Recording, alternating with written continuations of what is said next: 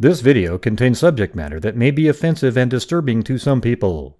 If you are the type to require a warning throughout a video or show, let this message serve as your warning. This channel discusses the harsh reality of true crime. If this warning is not sufficient for you, consider a different genre and unsubscribe from my channel immediately.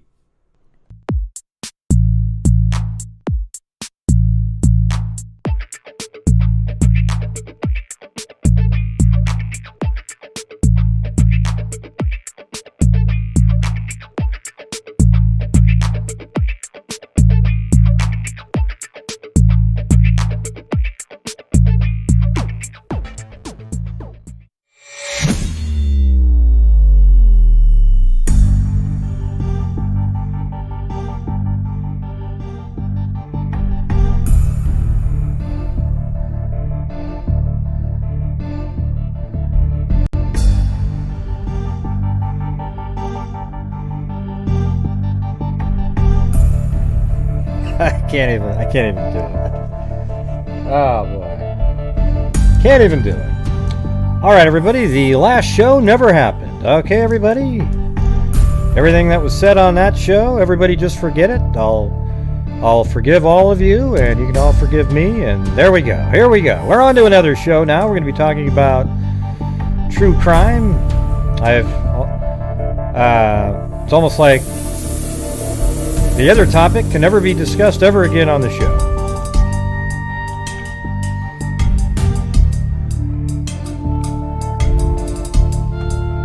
Yeah, but I don't like people arguing and in the chat and stuff like that.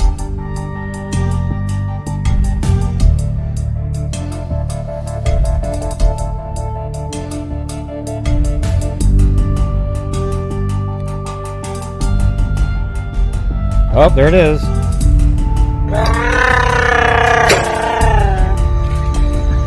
Chewbacca? Oh, I'll be Chewbacca if you want me to. All right, look at that. See? Oh, look at it. Stacy has a little Chewbacca and a big Chewbacca. Sweet, huh? All right. Well, anyways, let's get on to the cases here, which was the real reason for the last show, with a quick comment at the beginning that turned into a shit show. Okay? Well, you know, although I did say what I thought. All right, the first case we'll be talking about is Patricia Webb. Okay? Don't worry about it. True crime. All right, here we go. So this is Patricia Webb. I think there's obviously a picture of it coming up here on the next page, but let me go to that one.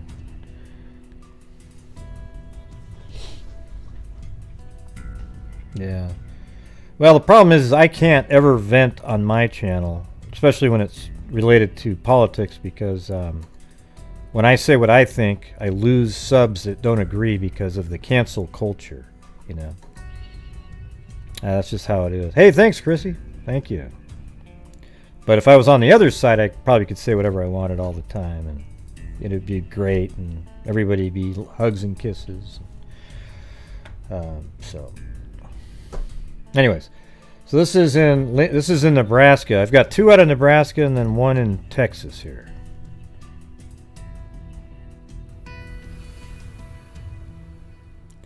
Gray's all right. Gray's all right. That's Gray all right with me. Hey, hey, hey. Super. Was that it? Were you being a cheerleader? You should have got Jennifer to do that one. Come on, Jennifer. You can do it. I want a video quickly that says exactly that with the pom-poms and everything. All right?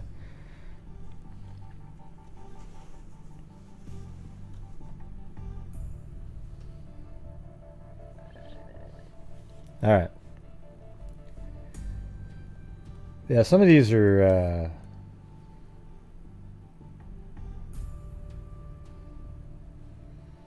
these cases are pretty long here, so I'll see if I can get through them. All right, so Lincoln woman found dead in field near Howland. So the body of Patricia C. Webb, and I do have all of this. Let me get to that one. So Patricia C. Webb lives right, or lived right here in that house right there. So when we get down here, obviously that's the same house. I mean, that's definitely a 19. This happened in this is 1974 case, by the way. So that's definitely the look of a 1974 house.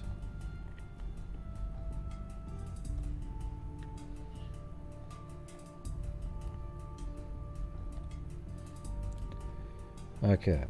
She was clad, let's see. So she was found in a vacant farm near Hallam. I was never able to find the exact farm. I almost did. Using this guy's name, the body was found by Oscar Fien, who had gone to the farm, which he owns, but I couldn't find that particular farm. Hey, thanks, Mary Clark. The body was found by Oscar Fien. Let me go back up here. She was clad only in a blue jacket. So that's it. So that means she was nude but had a blue jacket on.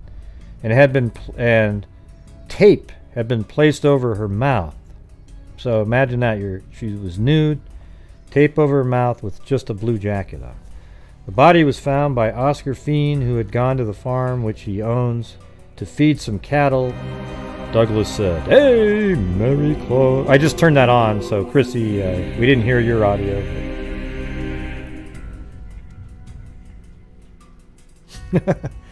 Yeah. So, a bale of hay had been thrown on top of the body, Douglas said. According to Fien, Douglas said the body could not have been there more than a couple of days. Miss Webb worked at the adult book and cinema store at 140 and a half South 11th Street. Man, that's hard to say, man. 140 and a half South left. Oh, man. Okay, just read that out loud to yourself quickly right here. Right? 140 and a half South 11th Street. Ugh. Man, that almost breaks my mouth. I know a lot of you would probably want to break my mouth, but I'm just saying that, especially One Sly Angel, she probably wants to punch me in the face at this point. But 140 and a half South 11th Street. Man, that's a real tongue twister. Yeah. All right, so I have that spot too.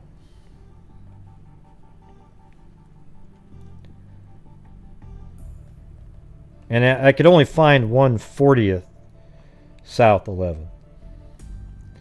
But it's right here, so I'm assuming it's just on this block. It was probably a store on the ground level, I would imagine. One of these places. Well, hell, what's that? That almost has that look, doesn't it? Metro PCS. So somewhere around here. And plus, it might have looked completely different in 1974, right? Okay. So that's where she worked, at an adult bookstore.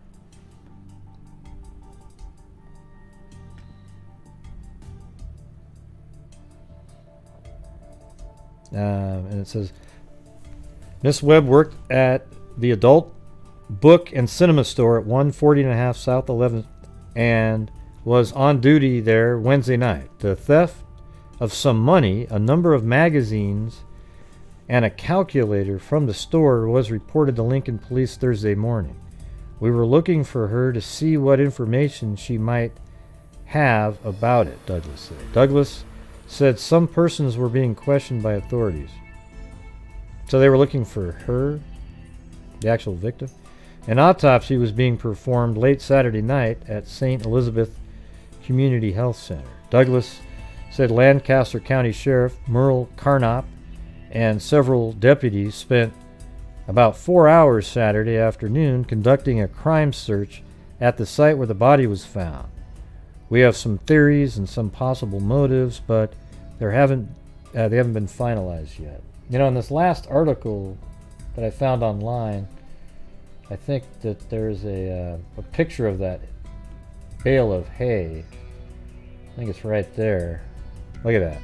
So literally, it's really small. I don't know if I can zoom in on it or something, but it's a little bit bigger. So there it is. I don't know if you can see her body or anything like that, but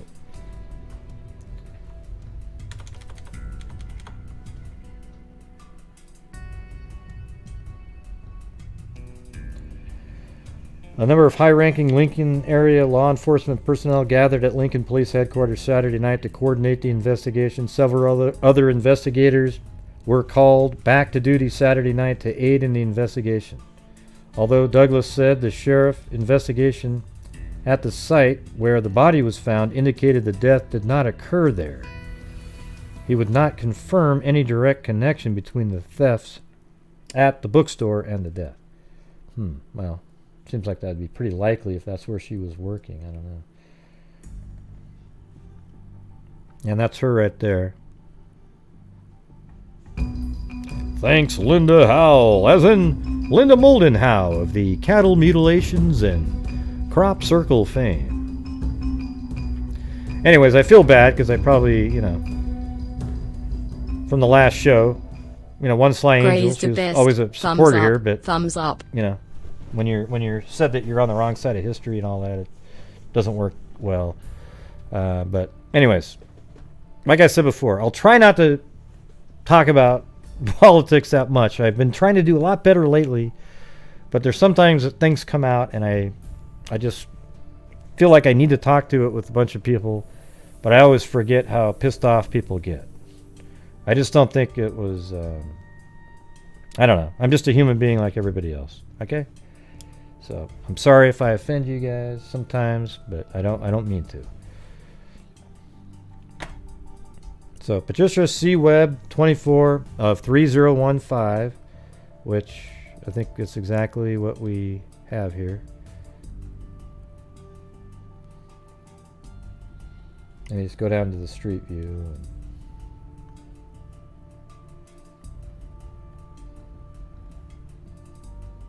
yep. 3015. I can see it right on the door. Okay, thanks. Love you guys too. How could I not?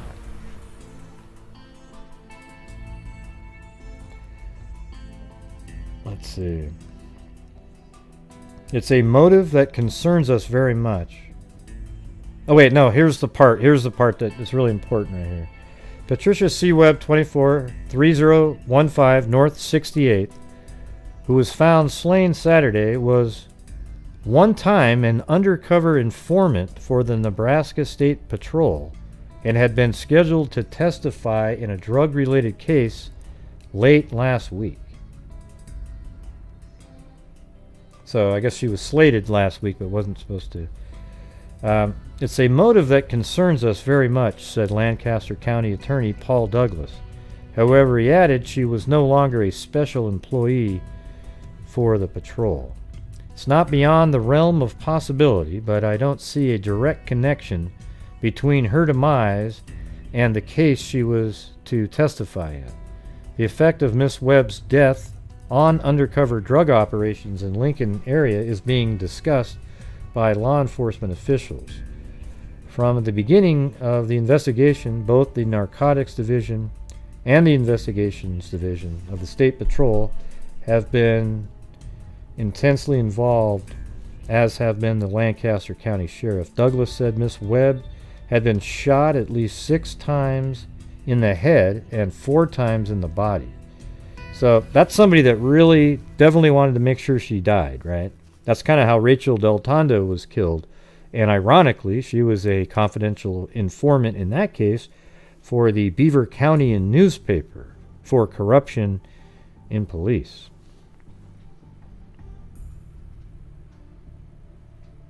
Oh, well, thanks, One Sly Angel. I always like having you around. We just had a shitty moment there, but so. Yep, and it's okay. But thank you. See how cool that is?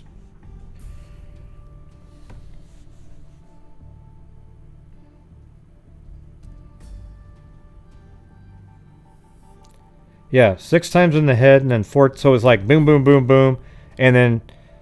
Well, what I would imagine the shooting would have been probably once to the head, 4 times to the body, and then they went back to make damn sure and shot her 5 more times in the head. yeah, I'm gonna cry. Except I went right back to the case with the shots.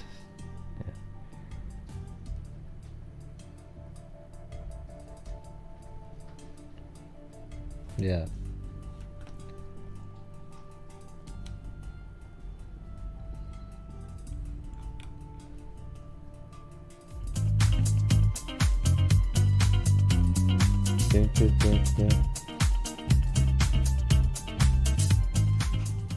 I support your channel, Gray. We disagree on politics, but I like you. Yeah, but see, that right there is what we need more of. Not donations, but just people saying, hey, you know, we sucked there for a minute, you know, and then we can get back on the same page, right? This is why I love this channel. Well, thanks, Shelley Wagner.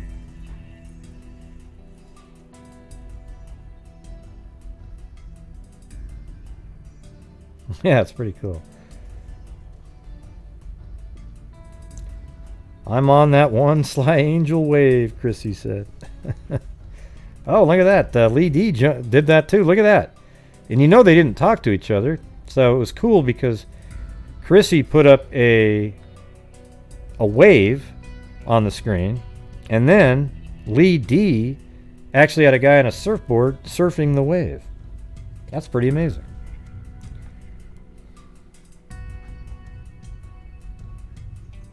It's not beyond the realm of possibility, but I don't see a direct connection. Miss Webb's body was found Saturday afternoon by Oscar Fiend on a vacant farm he owns. Fiend, who had gone to the farm to feed some cattle, discovered the body under a bale of hay. I just showed you guys that bale of hay. Oh, thanks, Michelle Nicholas. I'm on that one Sly Angel, ocean wave.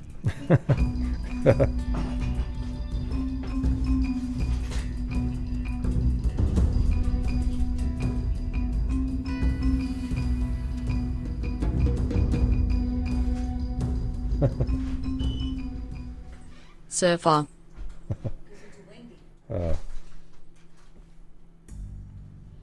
All right.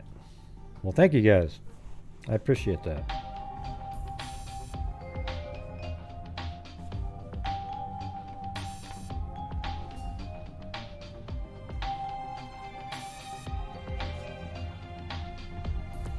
That seems like a pretty good clue. Surfing USA.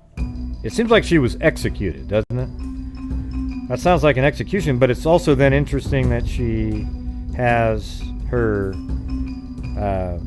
she's nude other than the jacket, right? Why would you, maybe they tortured her first, raped her, and then killed her, I don't know. But they didn't want her found either, like that quickly. So if you're trying to send a message, why wouldn't you just put her body out in somewhere where people could see it? It was hidden underneath a bale of hay on a farm far away. Riding the pointing finger, Sly, baby angel, wave. Thanks, Zozo, Mary Clark, and Jen H.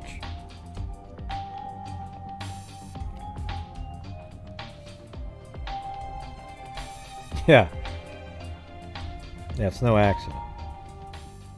Waving.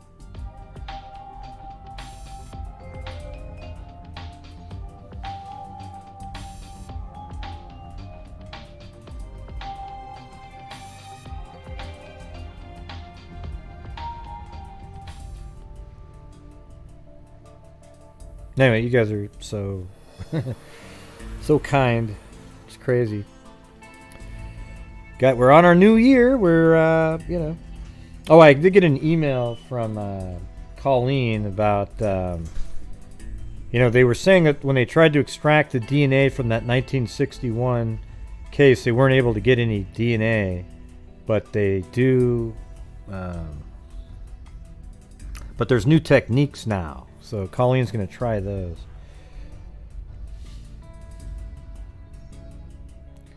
Let's cuddle and Ocean Day Carpenter. Listen to the... Oh, yeah. Let's cuddle and listen to the Carpenters. It's only just begun. I love the Carpenters. Pretty depressing stuff, though. Hey, thanks, JK. Huzzy, let's cuddle and lighten to Thai Carpenters. Hey, don't you remember that you told me you love me, baby? And that you'll be coming back to me someday, baby? Oh, baby. Baby, oh, baby. I love you. I really do. There you go. Yeah.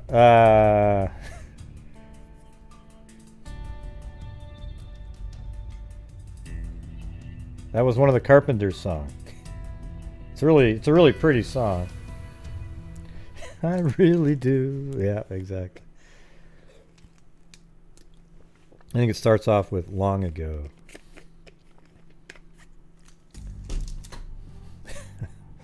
Yeah.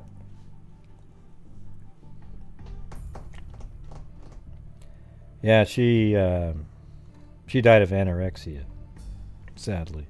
I think a lot of her songs were actual personal feelings about, and when you listen to the wording, my God, they're really pretty depressing. Except for it's like she was depressed all the time, and then she sang "I'm on top of the world," like probably finally somebody liked her or something, and she sang that song, and it was the greatest one in the world.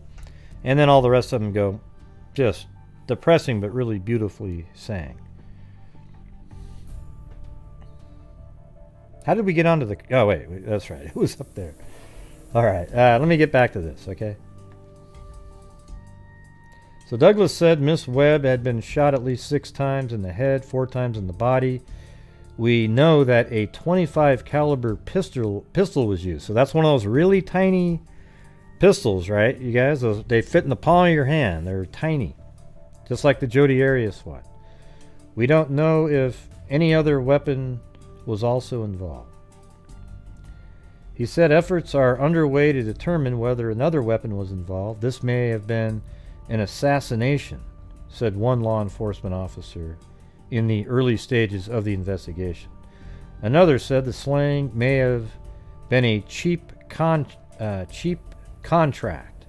Miss Webb reportedly was working at the adult book and cinema store, and so you're gonna get a few dicey people in a place like that. She was working there on Wednesday night, and this is the next following Monday. Wednesday night is the last time officials have been able to establish that she was seen alive. Miss Webb reportedly had been... I mean, how... it's going to be hard to find witnesses, too, right? Hey, sir, were you over at the adult bookstore? No, I wasn't there. I mean, it's going to be tough for anybody to be a witness for that one. I think Billy Boy Blues, he's not feeling well. He's sick. He thinks he may have got the coronavirus. I don't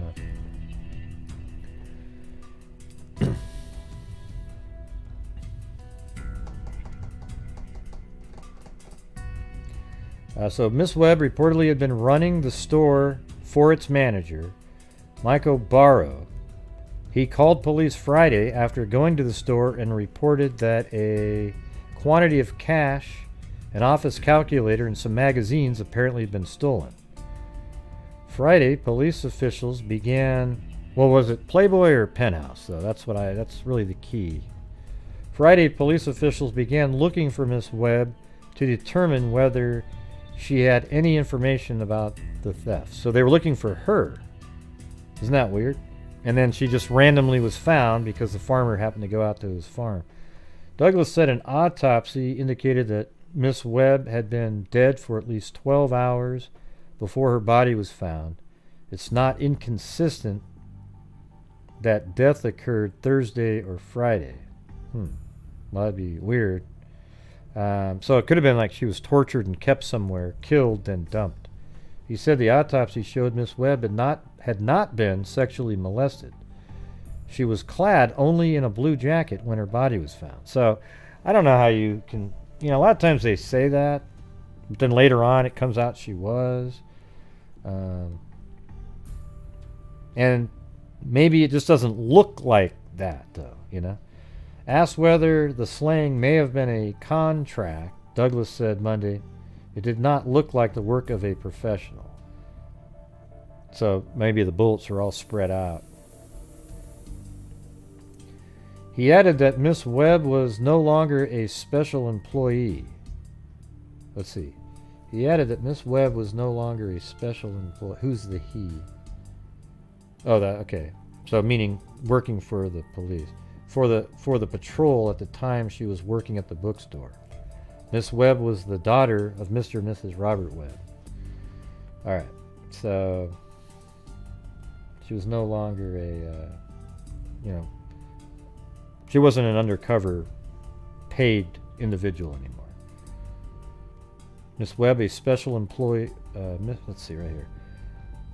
Lancaster County Attorney Paul Douglas says he doesn't know what effect the shooting death of Patricia C. Webb will have on undercover drug operations. Miss Webb, a special employee for the Nebraska State. Well, this article says she was one. Yeah, let me move on to the next, the 24th. Webb case investigation extended. Lancaster County Attorney Paul Douglas said a number of people in communities outside Lincoln are being questioned. These are people that we thought might have some association. Douglas said it is his understanding some clothing found earlier in the week on the south edge of Lincoln does not have any connection with the case. Miss Webb's body was found clad in a blue jacket. Douglas said the investigation has been able to establish where the jacket came from. He said the type of jacket is sold in only 2 stores in the state. They are located in Beatrice and Fairbury. Both stores have been contacted, but they were unable to give us any concrete leads, he said. According to Douglas, the investigation has spread to other communities because the people involved have Lincoln connections. We're narrowing it down to fewer people because we've been able to eliminate a lot of people. He said more than 150 persons have been interviewed and in excess of 1,100 man-hours. I feel everybody is working hard. Nothing that the 2 men brought in from Kearney for questioning Nothing that the 2 men brought in from Kearney for questioning were released. I don't even know what that means. That sentence is terrible. All 3 of the involved law enforcement agencies were conducting questioning. Laboratory testing that 2 weapons were used. See, look at now it's been established by laboratory testing that 2 weapons were used in the slaying, a 25 caliber weapon and a 22 caliber weapon. So that's interesting because that to me means there was 2 people. All right, it'd be kind of weird to have one guy with 2 different guns and you're just sort of...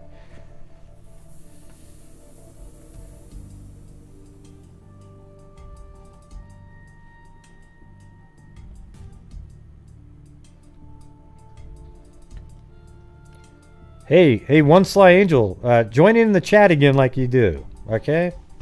Got to get it back to normal now. Hey, Jamie McLaughlin. I just changed the icons a little bit for fun. I'm going to come up with a whole new set, though. I got kind of tired of looking at the numbers, though, to be honest with you.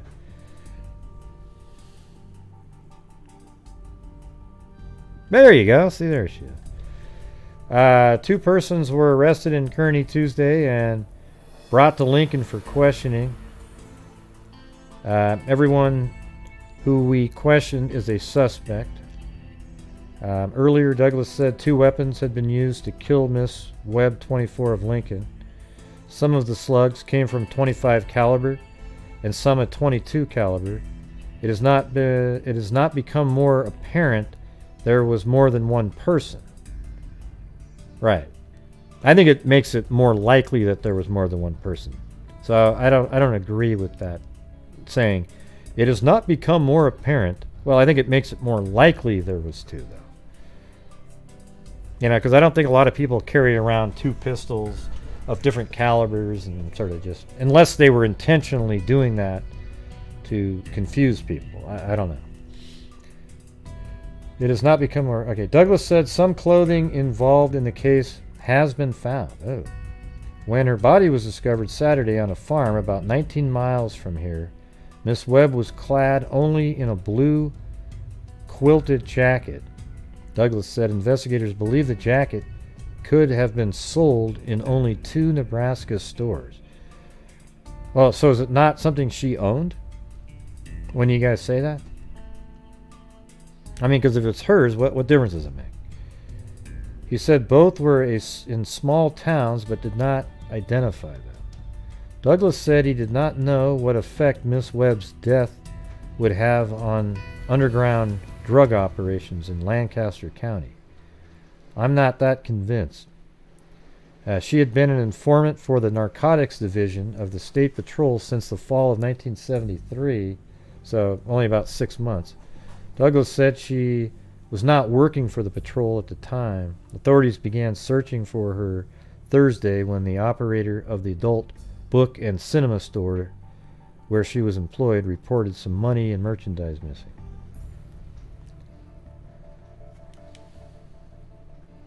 Yeah, so that other town's way over here. You know, so that's the city. And then this is the town of Hallam. So it's one of the, you know, I don't know exactly what farm, but some farm around here. So that, you know, when you look at something like that, and you can just tell that the person drove down, they probably live in this town, drove her, dumped her body, and then came back so that her body isn't associated with the town. Now, if her body was further away, I would think that the person lived somewhere else. But it was only 19 miles, so it seemed like that to me, that would indicate, just in the limited, you know, the time that we've been covering these cases and so forth, to me that would sort of more suggest that they lived here, drove her, dumped her, then came back, and now her body isn't near where they live, right? Now, if it's 100 miles away, a lot of times, quite a bit further, then that's more of, it seems more likely that there's some sort of a serial type killer or a hired kill that came from out of town, and they're just dumping the body on the way to somewhere else. But whenever it's kind of closer like that, see, it's kind of similar like in the Cheryl Coker, how he lived there and about 15 miles away he dumped her body, then he drove back. And she was just miraculously found by somebody. Man, I wish that case would get solved. I mean, I think it's solved. They just have to prove it, right?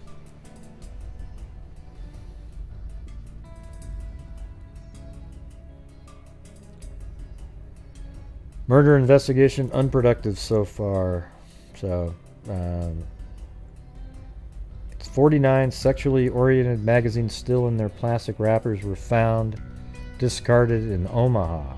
Huh, that's interesting. That was a lead, apparently. 51 magazines were stolen from the adult bookstore. So 51 were stolen, so he must have liked 2 a lot. Douglas said, however, that the initial investigation... Well, what town are we in here? That's Lincoln. So maybe they did come from somewhere else. I don't know. Nothing proved out, Douglas said. So maybe those magazines weren't the same. They weren't the right ones. We have a couple people with 25 caliber weapons that looked really good, but they faded out. And this is in April. You know, we're talking about just a week later they're commenting like this. Douglas said that some persons have lied during the investigation about where they had been, but he indicated that determining that fact did little to further the investigation. Yeah. So go to the next day, the 26th. Purse owned by Pat Webb sent for tests. So a purse identified as belonging to Patricia Webb, who was found shot to death last weekend, has been sent to the Nebraska State Patrol Crime Lab for tests, according to Ron Lahner's chief Lancaster deputy county attorney. Lahner said the purse was found Thursday about 1.5 miles from the site where Miss Webb's body was found. He said that a search of the area was being continued Friday by about 12 local law enforcement personnel. Lahner said the investigation was continuing and that more people had been eliminated. Let's see. So Lahner said the purse was found about 1.5 miles from the site where Miss Webb's body was found. Huh. So I bet, you know what I bet? I bet you the purse was discarded after her body was dumped. I mean, that seems more likely, right? So you dump her body and then you go, oh shit, there's a purse, and you just kind of chuck it out the window.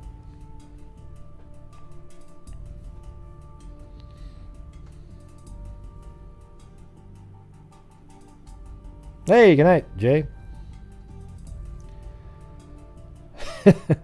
That's right. Yep. I know that song too. I don't know if I still have it, but I used to have a cassette and played it over and over and over again. Of the Carpenters. You know, John Denver, Jim Croce, you know, all those great singers.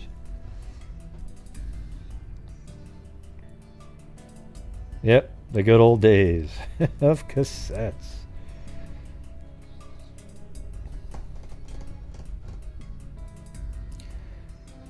Huh. That's interesting. So on the 28th, drug informant's death under investigation. I wonder why the purse was still in the car. Well, I mean, where were her clothes, though? You know, like, why wasn't the clothing of hers, if the purse is in the car, why, you know, for example, if she was killed somewhere in a building somewhere, right? Why wasn't her clothing in the car with the purse? I mean, why would you take her body, place it in your car, and her purse, but then not the clothing, I guess? Maybe you were just, those are identifying things, and the clothing not so much.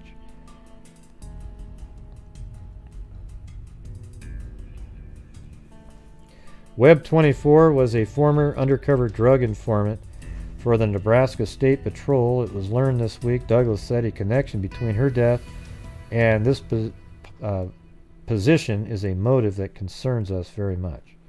Douglas said Miss Webb has been shot at least 6 times in the head and 4 times in the body. 2 weapons were used, a 25 and a 22 caliber. Her body was found April 20th by Oscar Feen on a vacant farm he owns near Hallam. Douglas said an autopsy indicated Miss Webb had been dead for 12 hours. Alright, so now we're moving about 3 weeks ahead.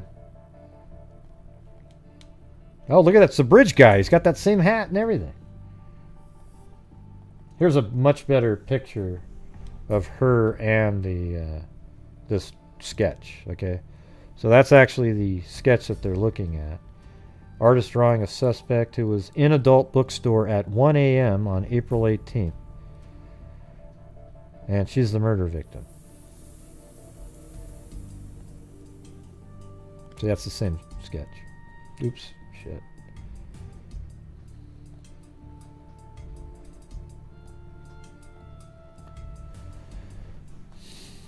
Lancaster County Attorney Paul Douglas has released an artist drawing of a man wanted as a material witness in the Patricia Webb.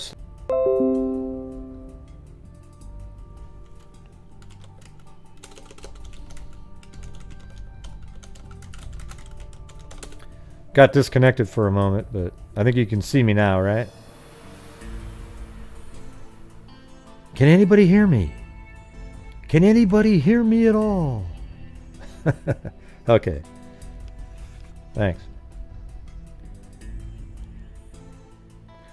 Alright, he was seen with her by some of the customers. Okay, so it says drawing of a man wanted as a material witness in the Patricia Webb slaying. He was seen with her by some other customers on the night she disappeared. He said it's believed the man was one of the last persons to have seen Miss Webb prior to her death. He's the only one we haven't been able to contact, Douglas said. So remember, this is 1974. There's no surveillance or anything like that. The drawing was compiled by a police artist. I'm not even sure what year videotape started. I think it was early 70s, right? Or late, you know. The drawings was compiled by a police artist from descriptions given by persons who had seen the man in the vicinity of the adult bookstore shortly after 1 a.m. We want to visit... Well, what do you mean in the vicinity? I thought you said he was with her. We want to find out who he is so we can visit with him. He stressed the sketch is only intended to... Hey, listen everybody. Delphi people out here, listen to this. Even in 1974. Listen everybody. He stressed the sketch is only intended to represent a likeness of the individual. He said anyone recognizing the person should contact the authorities immediately. It's just a likeness. The man in the drawing is described as a light-complected... See, when I looked at this picture, that doesn't seem like a light-complected person, right?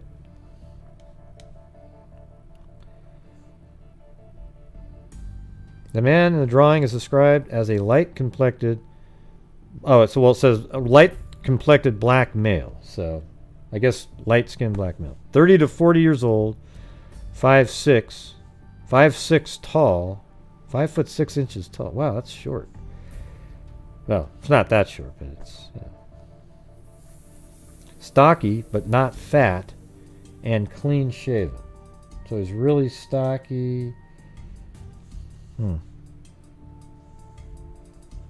Hey, what's going on? Anyone who noticed any unusual vehicular activity in the vicinity of the bookstore between 1 a.m. April 18th at 3:30 p.m. April 20th is urged to contact the authorities. How come they have like a 2-day window here? It's weird. Authorities are continuing. I wonder if maybe they killed her, took her keys, and went back to the bookstore. Because she was taking care of it, right?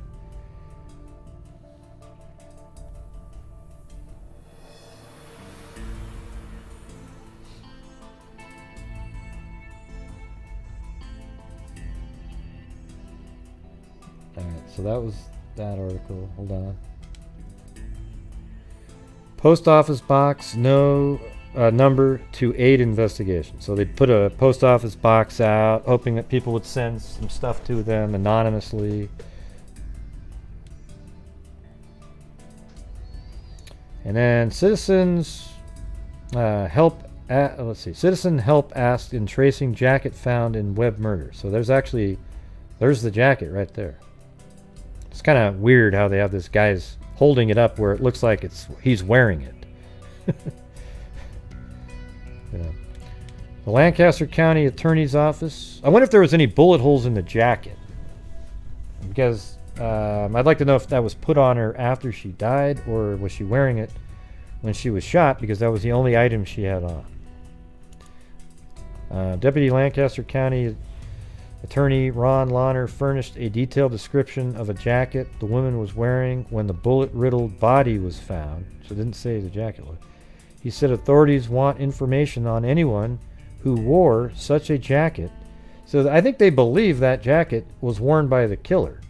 Now, here's what I hope is that they still have that jacket, because that jacket, if that was worn by the killer, it's a treasure trove. You seen me in person? Did I meet you, Jamie? I don't remember.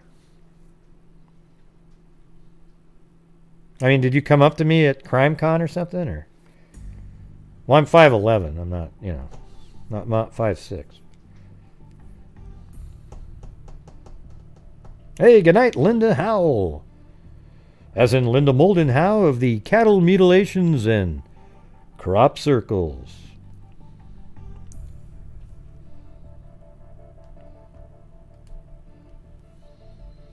Yeah, it must be a male jacket.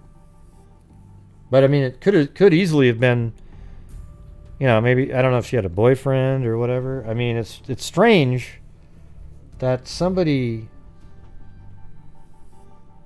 it's just kind of an odd thing, really. That she's nude with somebody else's jacket on. Why would they care? Well, why don't you come up and say hi, Jamie? Jeez. Oh, you saw me talking to Cece Moore. See, that was cool. I mean, I literally did talk to her, unlike another YouTuber out there. But yeah, I mean, I was talking to Kelsey, and Kelsey knew Cece Moore, so then I sort of got an in there, and then she was telling me about the April Tinsley case. It was really interesting talking to her. She's just a totally normal person. You know, she has her own TV show, but, you know, she was nice. But, man, you should have came up and said hello. Well, if you don't say hello next time, Jamie, man, I tell you what.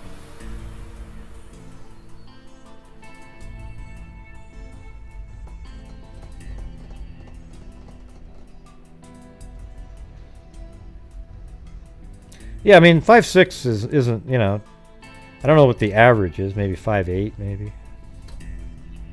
It's not that bad.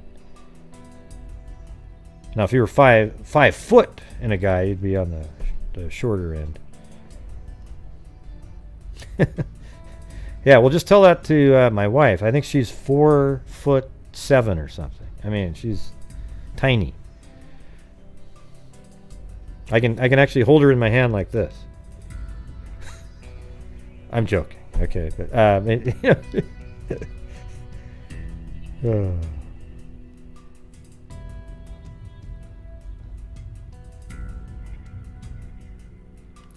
if it's in London, I probably won't be going. Yeah. If there's one in the U.S., probably.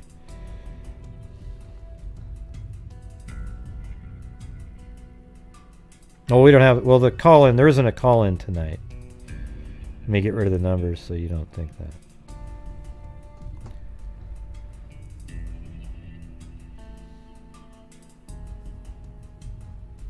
that.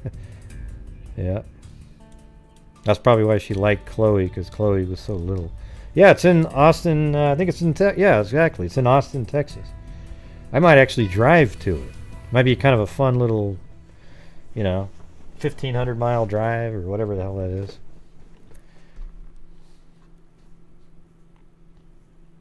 Hey, Spud Webb was 5'6". He could dunk. I tell you what, I would take being 5'6" and be able to dunk in a second. That's just, I think that's just astronomically crazy that a guy 5'6" could dunk like that. He would have been a really great high jumper.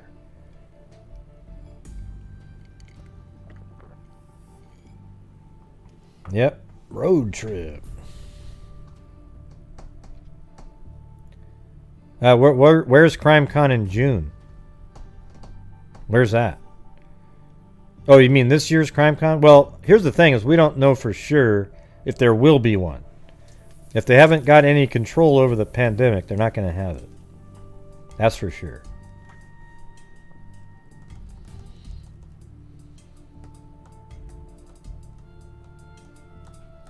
Yeah, that would have only been my second one.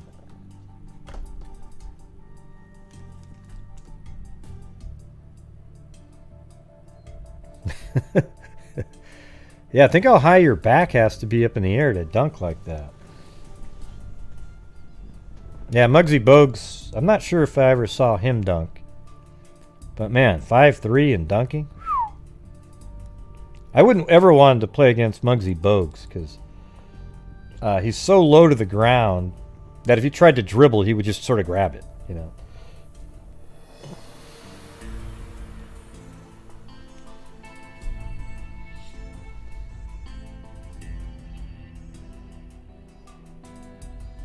Yeah, it doesn't really wreck knees. It's no different than playing basketball or anything like that. I would actually say playing basketball, you jump more than you do when you're a high jumper. That's all you do for hours.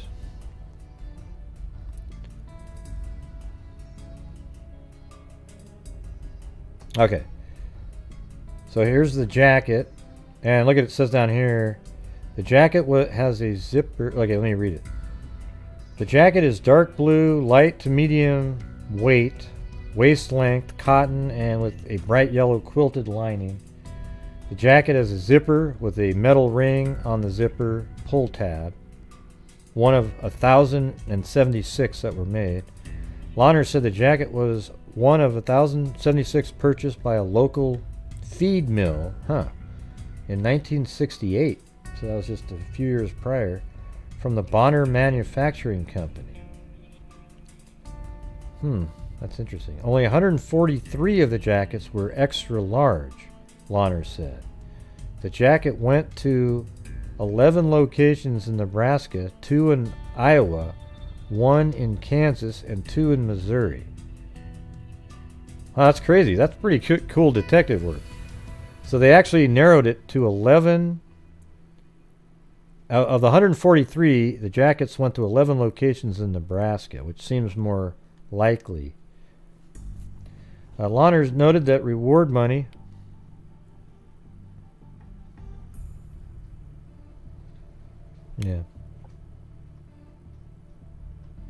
Well, hey, Catherine, just call in on one of the call-in nights. All right? Sorry that happened, dude. Launer noted that reward money is available on a per-item basis. Really? That's interesting. Launer noted that reward money is available on a per-item basis. Never heard of that.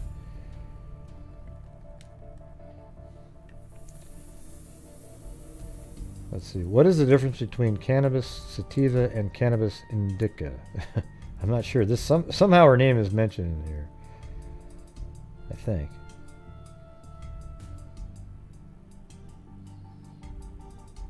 No, I think this is a case that might have been related somehow.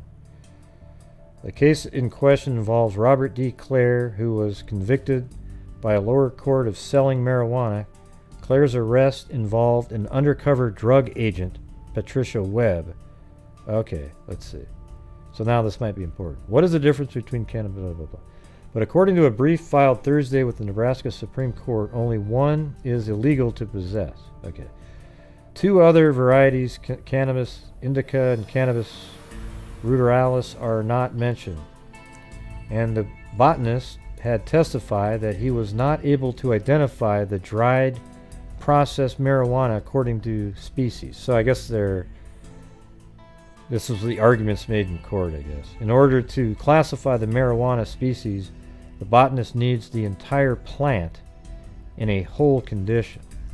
The case in question involves Robert D. Clare, who was convicted by a lower court of selling marijuana. Clare's arrest involved an undercover drug agent, Patricia Webb, who was subsequently murdered and unable to testify in that case. Authorities, that doesn't sound like one that you would kill somebody over. I don't know, maybe.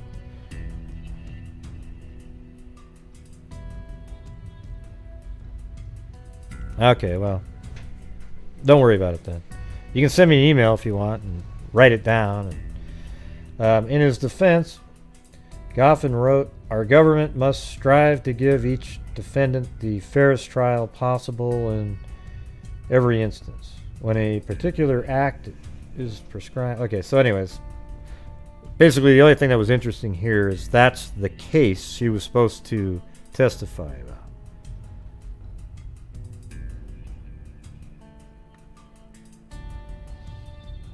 Yeah, I'd like to, have everybody focusing on the cases we're talking about, if that's okay. I'll wait for a minute.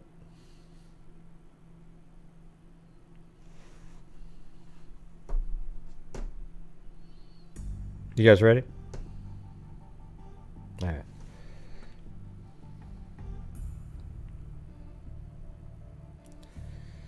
right.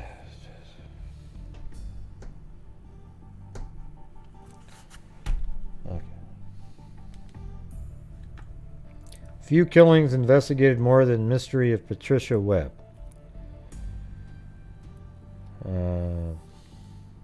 The brutal killing of Patricia Webb, 24, whose bullet-riddled body was found last April 20th beside a farmer haystack near Hallam. It's definitely one of the top 3. Oh, whoa. Am I still on the air here? Can you guys still hear me?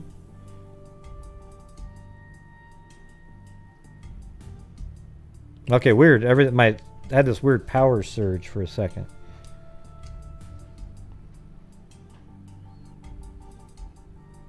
Okay. Reports from Lincoln Police Inspector Robert Butcher, Lancaster County Sheriff Merle Carnop. Butcher notes that one detective has been assigned to the Webb murder since the body of the young woman was found.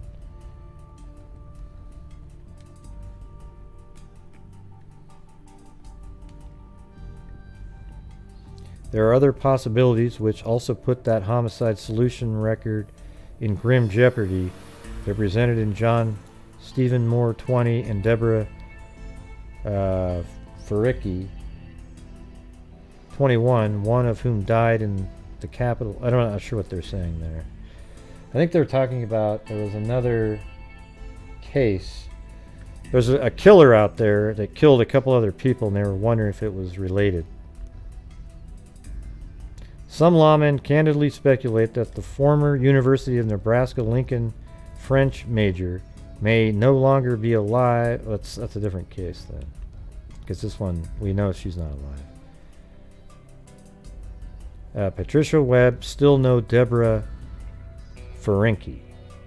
I think they solved that case later, actually. And there's this really long article. I might do that as a separate show just to go over that freaking document that they had.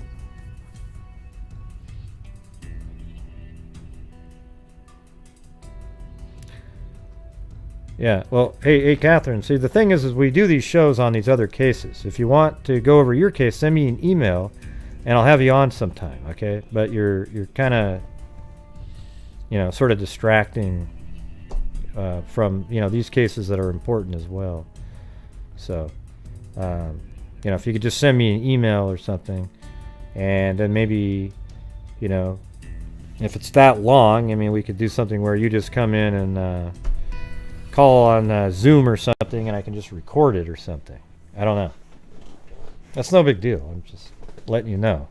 It makes me not want to keep going over it when everybody in the chat's talking to somebody else about something. I think that's how everybody would be if you were doing the same thing. All right, I'm going to go on to the next article there.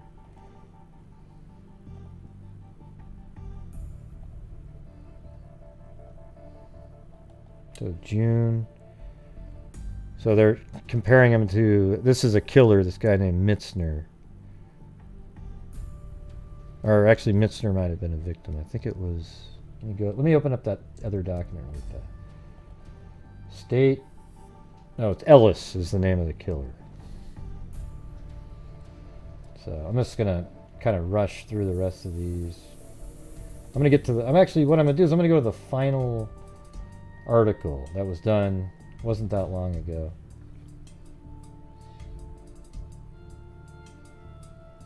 I guess in 1977, a guy named Robert E. Williams, arrested Thursday for last week's murder of 2 Lincoln women, will be questioned about the knowledge he might have of the 1974 murder of Patricia Webb.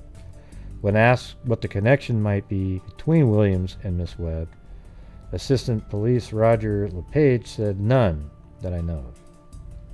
Miss Webb's nude body was found hidden in a haystack near Hallam. Okay, so then I'm just going to open up this article right here.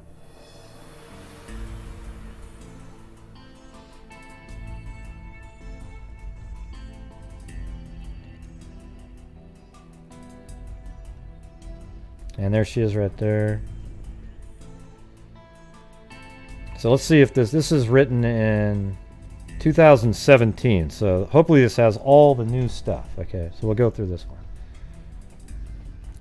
A new employee of the adult book and cinema store disappeared overnight, April 18th, 1974, along with 51 bondage-themed adult magazines. Wow, wouldn't that be crazy if the person abducted her, got the magazines, and then abducted a victim to do the bondage on, and that's why she may have been naked at one point, and then the guy put her jacket on her, then executed her, then dumped her body in a haystack. Wouldn't that be crazy? You know, now that you hear what that was about. 51 bondage-themed adult magazines, a calculator, and 30 cents. No, $30. A cord leading to an extension. So a cord leading from an extension from a payphone had been cut and the shop door left unlocked. Wow, so they cut the phone and then let the door unlocked. 2.5 days later, Oscar Fiend went to feed cattle on a vacant farm he owned east of Hallam. So when you say east of Hallam, so that means we're going to be, it's over here somewhere. We'll just, you know, now we know it's kind of over there-ish. And spotted a blue jacket sleeve and patch of a thigh. So he saw a patch of a thigh barely visible under the haystack. Wow.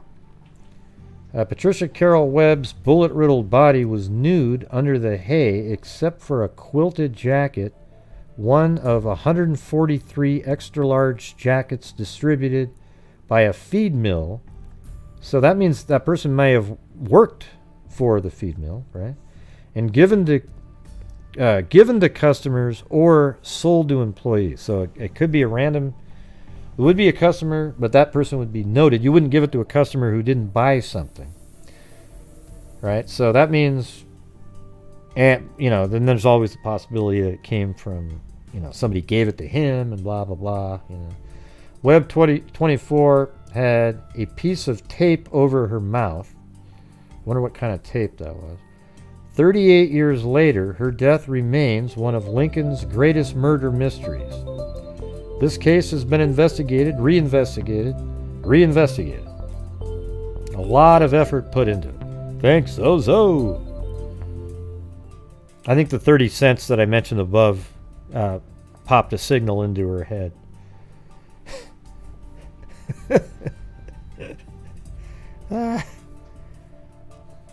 Let's see. 38 years later, her death remains one of Lincoln's greatest murder mysteries. This case has been investigated, reinvestigated. A lot of effort put into it. Barksdale retired this month, but the case remains open. Yeah, he's been investigating it since 1990. Together, Lincoln Police and Lancaster County Sheriff's Office, Nebraska State Patrol, and FBI logged nearly 15,000 man-hours. They even consulted clairvoyants. Boy, you make it sound like that's something good, you know. Wow, they worked so hard, they even got a hold of some clairvoyants. You mean psychics? Clairvoyance sort of gives them an air of credibility. Oh, wait, are you a psychic or a clairvoyant? Well, I'd rather be called clairvoyant. It sounds a little bit more, you know, posh, you know. So, the 1972 opening of the adult book and cinema at 140. So now it's 140 South 11th Street. Yeah, woke. There you go. I like that. Shocked Lincoln. So the whole town was shocked. Before that, adults. I don't know if that was the right word that I used. I think I was thinking of, like, shit. Anyways. Before that, adults could catch a skin flick at the Embassy Theater at 17th and O Street, but the idea of being able to buy pornography and take it home was new. It was sort of this new thing. Before the store opened, police seized a truck full of pornography destined for its shelves and arrested the driver. Manager Jerry Mabby won a legal reprieve and opened the store and another shop at 27th and Holdridge Streets that summer. But he faced police raids and more charges ranging from distribution of obscene literature to lack of permit for coin-operated movie machines. Everybody in that era kind of thought anything having to do with pornography was probably organized crime. Common wisdom held that mafia ran such stores along with gambling, drugs, and prostitution. Well, that's interesting then, that she was a drug informant. And then the body of the pretty young clerk turned up, full of lead. People began to draw conclusions. Yeah, like I just did. People began wondering if the mafia knocked her off. Then authorities revealed Webb had been an undercover drug informant for the Nebraska State Patrol and was supposed to testify in court the day she disappeared. Who killed Patricia Webb? Police never found the .22 or the .25 caliber guns that put at least 6 bullets in Webb's head and 4 in her body. I'd like to know if the head had 2 separate types. Investigators believe the .22 were fired from a rifle, but likely a Mossberg, and the, let's see what that is.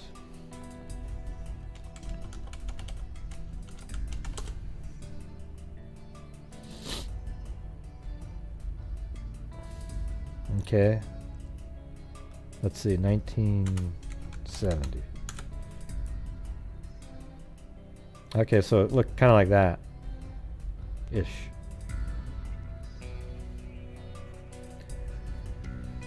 And the .25 from a semi-automatic handgun like Beretta Panther. Let's see what that looks like. Okay, here we go. Let's type in Beretta Panther. And I think it's one of those really tiny. Yeah, see? Look how little these suckers are. That's what I was telling you. Look at that. They fit like in the palm of your hand. They're absolutely tiny.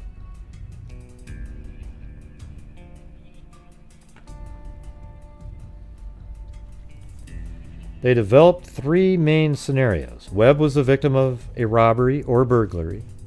The killer was a sexual psychopath. The murder was an execution, possibly related to her work as an informant. Police investigated possible connections to serial killers and rapists across the country, but the evidence didn't seem to fit, Barksdale said. Her body wasn't abused or mutilated, and there was no sign of rape. To me, it has always had the markings of an execution, he said. I definitely see that, but why was she nude, I guess?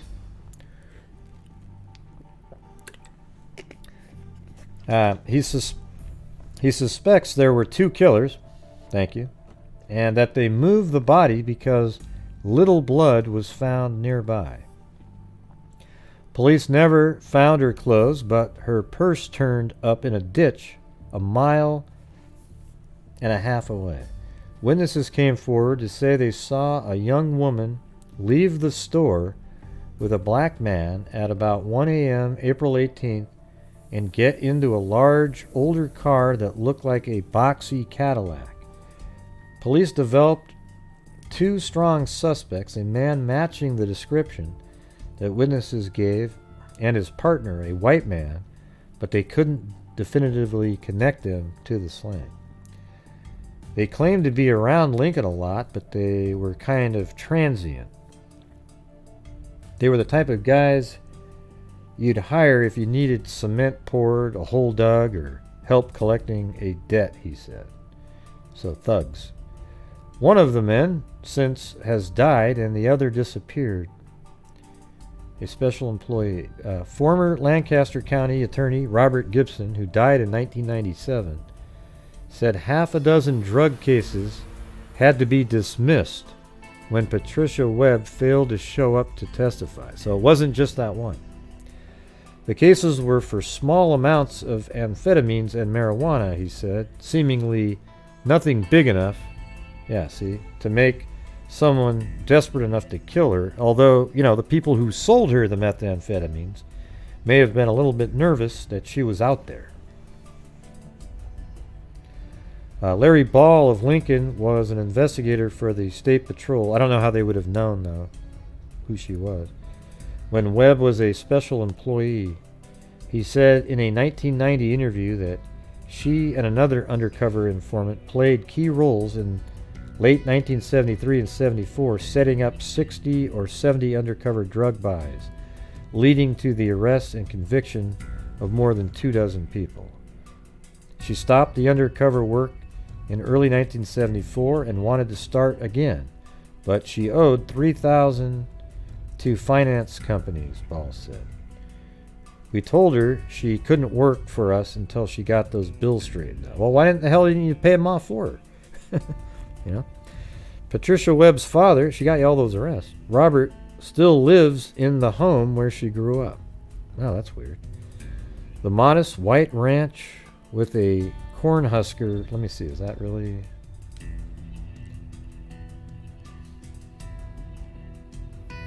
Well, this is where she lived, but let's just see if that's the one.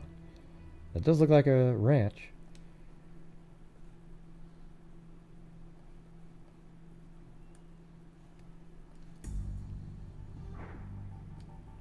The modest white ranch with a Cornhusker red door. I don't know. That's where she lives. Her dad probably lives somewhere else.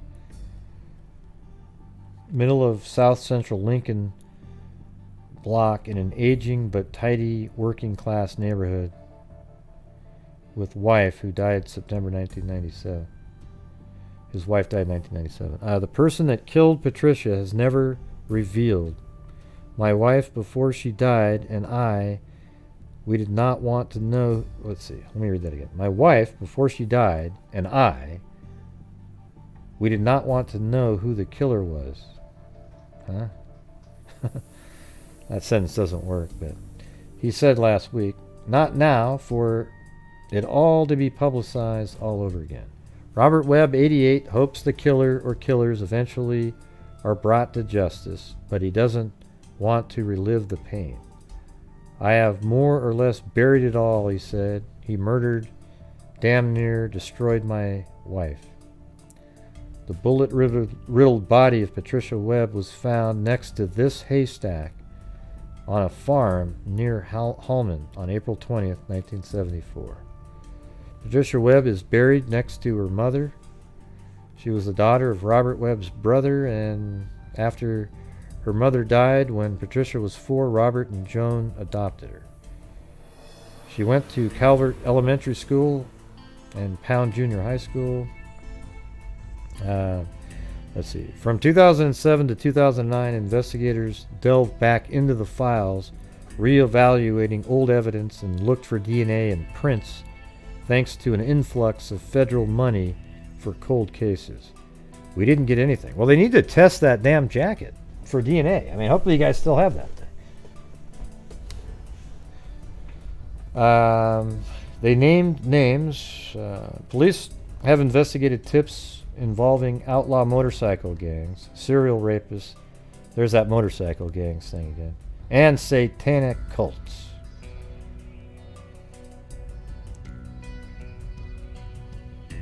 Yeah, so meanwhile, those who love Patricia Webb continue to mourn her death and the lack of closure. We're still waiting on the police to do their job, Stewart said. Well, that's it. That one's sad, right? I mean, nothing. Absolutely nothing.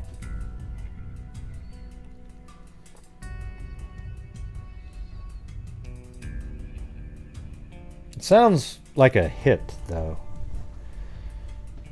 And that's probably why, you know, you just hire a hitman and you're never going to solve it. You know, that's sort of what maybe easily could have happened. And maybe even that guy that went into the store was one. But, you know, it's interesting that you had those magazines stolen for bondage, right? And $30 in cash. So there was some kind of, you know, maybe it was a deviant of some sort. Although we all know that recreational mummification is just fine.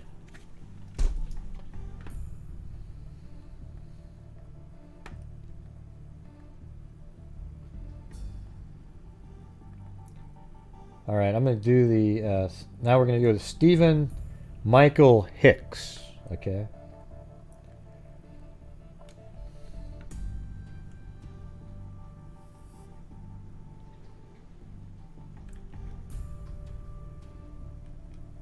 Here, let me stop this.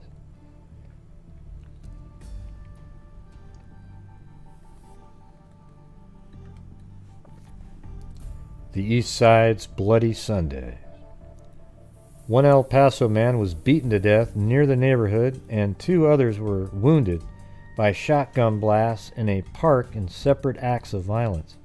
Stephen Michael Hicks Jr., 23, of the 1600 block of Gene Torres, was found dead at 2 a.m. beside his white Ford pickup in the 1300 block of Don Haskins. Yeah, so I've got all that marked out too.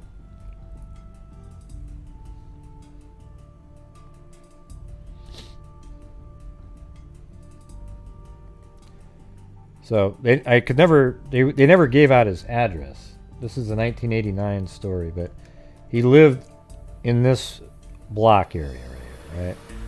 So that's where he lived, and then his truck was found here on this road with next to his body. He was next to the truck himself, laying on the ground. He's been beaten to death. But here's something that's interesting. So I was looking, you look at this and you say, oh wow, that looks like a pretty industrial area. But if you go back to 1980, this is 1991, and then 1996 even, there's nothing there at all. It's like a desert. So it's hard to, there's something here, but it's kind of like you're on the edge here. And this is even before that. So, 2 years before this area might have even been almost empty. So he was found on this block right here, bludgeoned to death.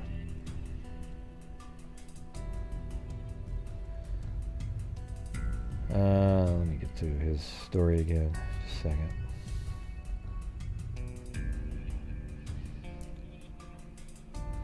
Alright. To our knowledge, his money wasn't missing, and there was not much sign of struggle, Police Sergeant Dwayne Johnson said. He was killed right there. Death was due to being beaten in the back of the head. About 7:30 p.m. at Album Park, a Fort Bliss soldier and a man believed to be a civilian were wounded by a shotgun-wielding man. Let's see. The second man, who identified, was not available. Police were looking for help in finding people with information on the Hicks killing. This guy. Hicks, a self-employed lawn service man, was lying in a large pool of blood that appeared to have spread around him at the spot he was found, indicating the killing took place there. We didn't find a weapon, Johnson said. $3,000 reward offered in ambush killing. The person who killed Stephen Michael Hicks on a dark, isolated street in East El Paso 2 weeks ago ambushed him from behind, police suspect. We believe it was a surprise attack.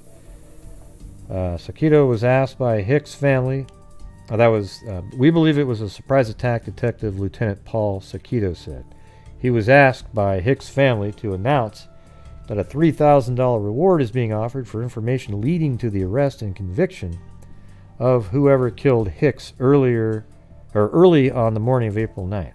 Hicks was found dead in front of his white Ford pickup truck in the 1300 block of Don Haskins. So that's right here. See? Well, it says Don Haskins right there. You can barely see it, but it's in the 1300 block. So unfortunately, it doesn't look like that at all anymore.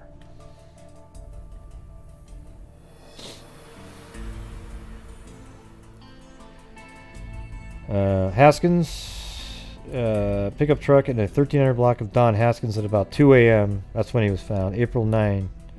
Someone had beaten him so savagely with a blunt object that there was a hole that was knocked into the back of his skull.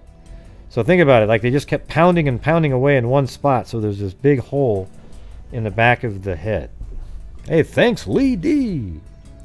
That's the only place he had wounds, Sakito said. There were no defensive wounds anywhere on the body. Hicks had been bowling with family members that Saturday night and took his sister and brother-in-law home at about midnight. So the bowling alley it's right here. It's called, it's still in the same spot.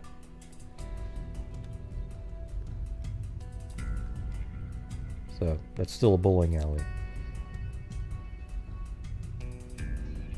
So he lived here, body found there, but they were bowling here earlier. So it's kind of a small area. If you get, if you zoom out, all this stuff kind of just went on right around in that small area. Hicks had been bowling with family members that Saturday night and took his sister and brother-in-law home at about midnight, Cecita said. Shortly after midnight, he went to his home in the 1600 block of Jean Taurus, about 2 miles from where the slaying occurred, and changed clothes and left. So he went home really quick, changed clothes, and then left. Obviously, who knows? He's obviously going out to do something else that he needed to change clothes. Probably a date of some kind. It sounds like he was out with family, then he changed clothes to meet a girl. Because who would do that? Like, you're going to go have a couple beers with your buddies. You're not going to go home from bowling and change clothes, right?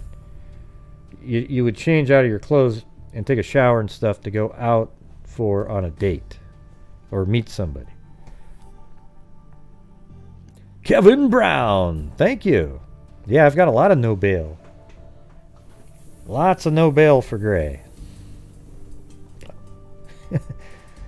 And so when you get the no bail, I have to put myself in jail because that means I'm negative $5, right? That's unfortunate. Thanks. Thank you so much. Yeah, it seems like maybe he was lured there. He has a girlfriend come out there. That's what I was thinking. Wait, no bail again? I'm down like $750 now. Or $8. Poor Gray. He's so mean. Gray, you're so mean.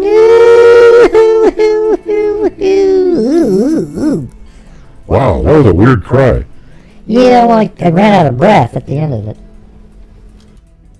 Oh, that's weird, Mary Lou. I always thought those were real.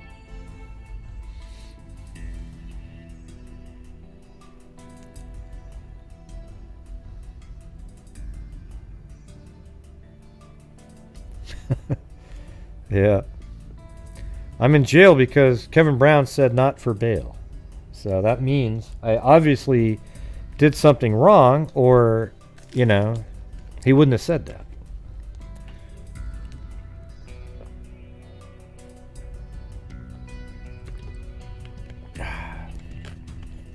I might have to go find a laptop in prison here, though, because nobody's bailing me out. For the first time ever on the show.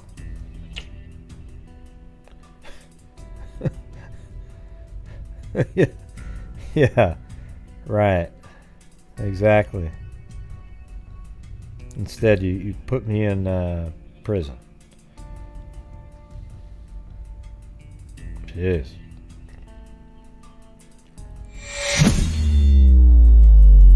Hey, look at that. Scott Holland got me the hell out of here. And you can always know that even though we're just goofing around, it goes to good things. Supporting the channel and the charities. Oh, and there's Gene Fish, man. I got a hotel and a limousine ride home. Thank you. And then Kevin Brown, he gave the tip money to the limousine bail. driver. Thank you. So Scott got me out of jail. Gene Fish got me the hotel limousine ride and the $5 tip to the limousine driver. Thank you. Grey Bale, can't you stay out of trouble? Thank you, guys.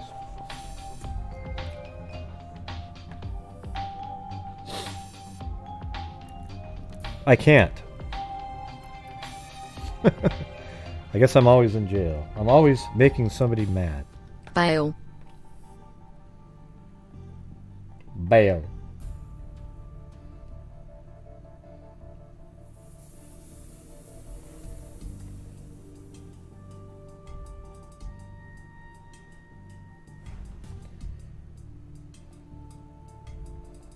Yeah. Well, you're gonna bail me out too? Shit. Now I've got money stored up for the next time, I guess. Thanks, Catherine. I thought you lived in Australia. You must have moved.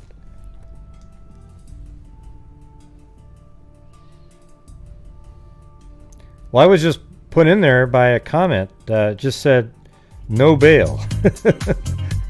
So that's always means that I'm in jail at that point. And Lee D started that crap. Okay? I'm bailing you out. Oh boy. Well, thanks everybody. Hicks was found dead in front of his white Ford. Okay, so up here we have the part where Hicks had been bowling with family members. Let me get to that. Back to that. That Saturday night, and took his sister and brother-in-law home at about midnight. The key to this is why he changed clothes and left. There you go. And the house, Cecita said. He didn't tell his roommate where he was going. There were no phone calls to the house before he left. He said skid marks at the scene indicated that Hicks stopped his pickup suddenly. The engine was off, but the radio was playing when the body was found. His body is what you should have said. We don't know what he was doing there, Saucedo said. It is an isolated area. It wouldn't have any legitimate business there at that hour. Yeah, see?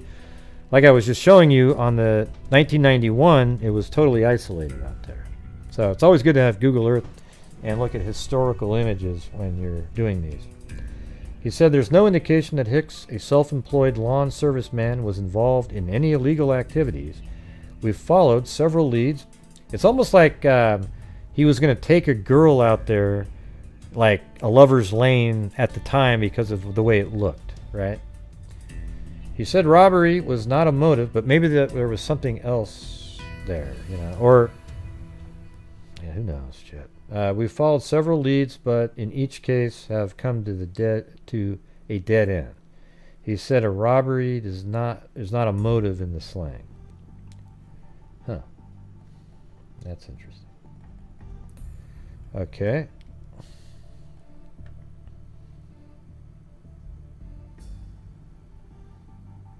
Oh, well, cool. Well, tell your mom thanks for bailing me out too.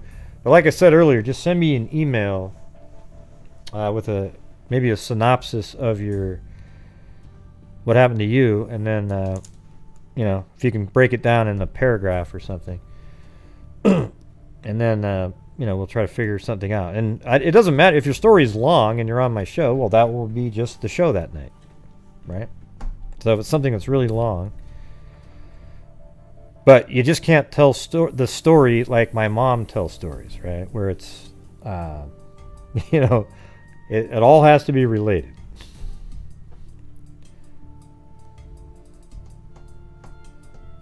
Yeah, well, it doesn't matter if it takes an hour as long as it's all, you know, it's all part of the same story. But anyways, just send me an email with a synopsis, right? Okay, cool. The April 5th, 1989 beating death of Stephen Michael Hicks, 23, on a dark and lonely street on the east side. Hicks apparently was ambushed. See, there you go.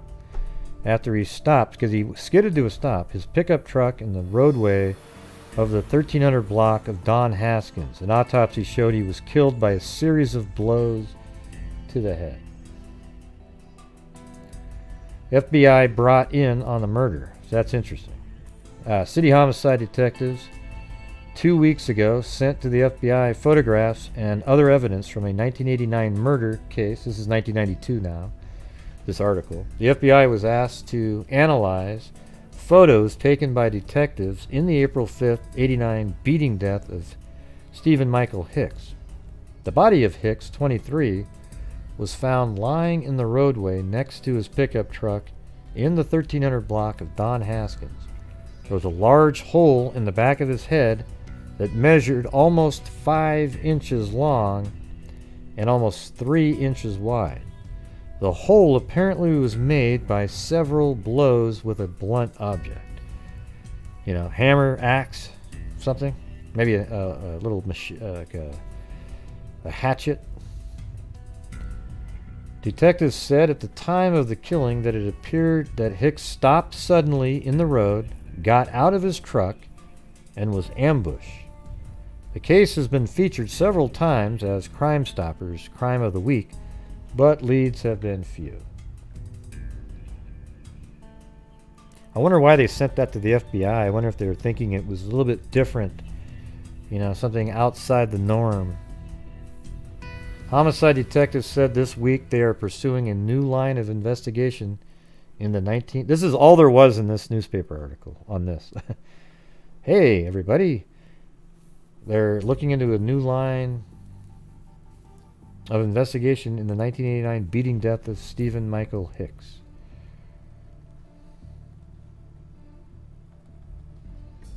And February 9th, FBI helps in Hicks case. City homicide detectives are waiting for the FBI to analyze photographs and other evidence from a 1989 murder case that still is unsolved. The FBI was asked to analyze photos taken by detectives in the April 5th, 1989 beating death of Stephen Michael Hicks. The body of Hicks, 23, was found lying in the roadway next to his pickup truck in the 1300 block. There was a large hole in the back of his head that measured 5 by 3 inches wide, and it was created by several blows. Detectives said at the time of the killing that it appeared Hicks stopped suddenly. The case has been featured. Okay, that's similar to that last one. All right, the April 5th, 1989 beating death. This is from March 15th, 1992. It sounds really similar. I'm not going to read that one. Same exact stuff. Then we can move all the way to 2009. So now we can maybe get some updates in here.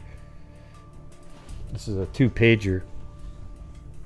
Theories abound on how Stephen Michael Hicks ended up dead 20 years ago, his body in a pool of blood near a well-trafficked party spot. See, there you go. Party spot known as Cherry Hill.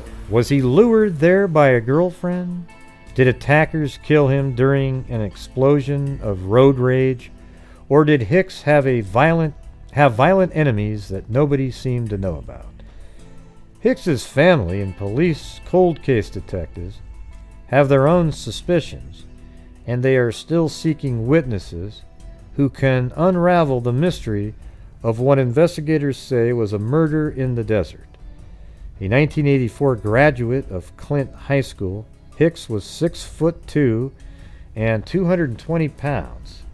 He had played on the varsity football and basketball teams and was involved the Future Farmers of it should have said in the Future Farmers of America programs. His mother, Cayuta Higgins, 63, now lives in Albuquerque, said he was a popular student with a winning personality. That sounds like something you would write underneath, like that's not something a mom would say. Jeez. I mean, she said it, but you know, that sounds so cliche, like something you would put up on a yearbook or something. He always kind of befriended the underdog, she said during a phone interview. He was a very, very kind soul. He was very outgoing. He had terrific sense of humor. Hicks received his associate degree in agriculture from New Mexico State University and planned to pursue a bachelor's degree. Along with his roommate, Floyd Oglesby, he earned his living as a landscaper and handyman. On April 8, 1989, Hicks had helped O'Quain's husband with landscaping work around O'Quain's home. That evening, Hicks joined his sister and brother-in-law for a night of bowling at Bull El Paso. There's the address, but I found it differently than that. 11144 Pelicano. Hicks dropped them off at their home around midnight. So they bowled till midnight, then he dropped them off. He kept saying he had to go home and get to bed because he had to go do some landscaping. But really, he was probably supposed to meet somebody. So anyway, here it says, he kept saying he had to go home and get to bed because he had to do landscaping at our mother's house in the morning, I'm sure. In the morning, O'Quain said. Hicks made it home. See, that was just like the genetic sequencing that that Colleen was talking about. You knew that it was likely that the word morning was coming up. Hicks made it home, but then he went out again for reasons that are unclear. His life probably ended soon after. Hicks made it home, but then he went out again. But he changed clothes and everything, so it's like he was going to meet a girl. Oglesby, who had fallen asleep after taking an allergy pill, became the source of information about Hicks' final known movements. Wait, who's Oglesby? Oh, that's a roommate, right. After Hicks' death, his parents hired a private investigator who asked Oglesby to undergo hypnosis, to find out what he might have heard, Higgins said. He remembered Steve coming home, opening a beer, and the phone rang. I guess the phone did ring, Higgins said. Floyd heard him say, "Yes, I have it." "No, I haven't told anybody." Oh, come on. See, what I hate is that there's like a hypnosis, and these words here are now they're total red herrings. They could be completely bullshit. Yes, I have it. No, I haven't.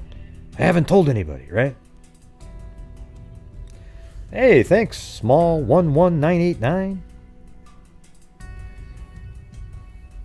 Hicks left the house. What happened after this is a mystery, but there is no question that he died violently. A passing motorist found Hicks' body about 2 a.m. April 9th. He lay in front of his white Ford F-150 pickup. The engine was off, but the radio was still on. Police said they believe Hicks might have been killed by more than one person. Skid marks indicated that he might have stopped his truck suddenly. Somebody beat him so savagely with a blunt object that a large hole was knocked into the back of the skull, police said. They do not know what the weapon was. Hugh Quain said Hicks' truck... Finally catching another live show. Money with wings. Money with wings. Money with wings. Thanks, small. It's a hard to go. Let's see.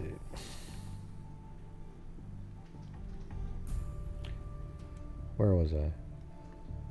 Hicks might have been killed by more...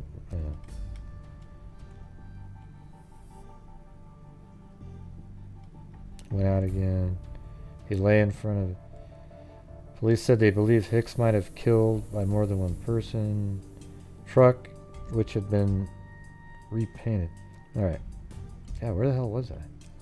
He remembered Steve coming up. There it is. Hicks left the house. What happened after that is a mystery, but there is no question that he died violently. A passing motorist found Hicks' body about 2 a.m. April 9th. He lay in front of his white Ford 150. The engine was off, but the radio was still on. Police say they believe Hicks might have might have been killed by more than one person. Skid marks indicated that he might have stopped. Right, we said that. Somebody beat him so savagely with a blunt object that a large hole was knocked into the back of the skull. Q. Quain said Hicks' truck, which had just been repainted, had damage that was not there the night before. She said there were signs that her brother was dragged from his truck.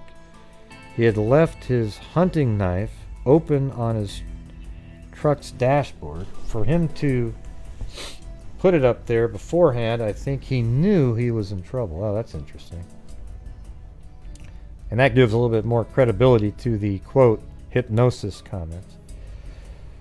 You know, the thing is, everything that if you remember something in hypnosis, I don't know if they're drawing something out of you, but it's really just maybe you're relaxing a little bit more and you really sort of try to remember what was said or something. I don't know. I just get really suspicious of hypnosis-derived information.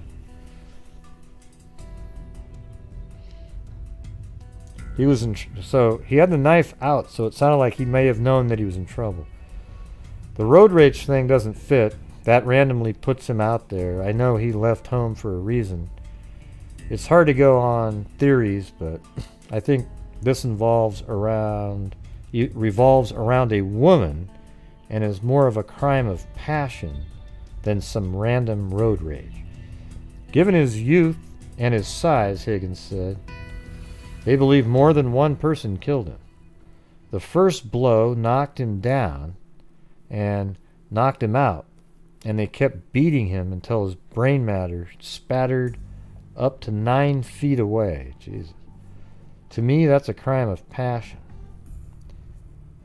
Yeah. I wonder if it's like a girl that he dated, then he broke up with, and she got pissed off, told her brothers about him, and then she sort of made it seem like, hey, you want to get together, no strings attached kind of thing. And then he goes out there, and then they're just ready to ambush and beat the shit out of him. Right?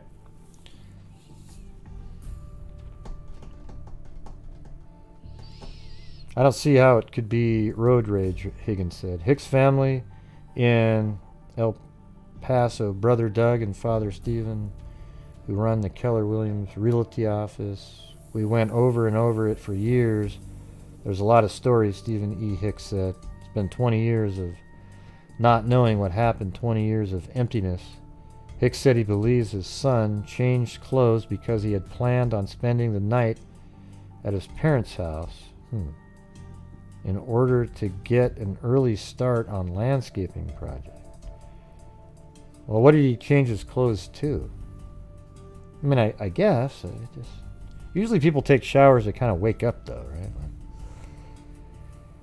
His son was not drunk or on drugs when he died. The place where he was found was just too odd to start having a fight. It was off the beaten path.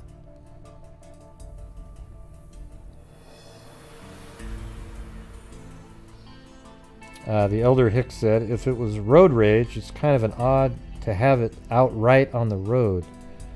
Cold case detective Michael Amon said he hoped the Hicks slaying would be solved soon. It happened late on a Saturday or early Sunday, and there were a lot of people out there, Amon said.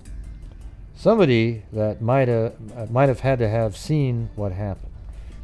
Amon said he believed many witnesses did not come forward because they were involved in underage drinking parties that took place every weekend on Cherry Hill.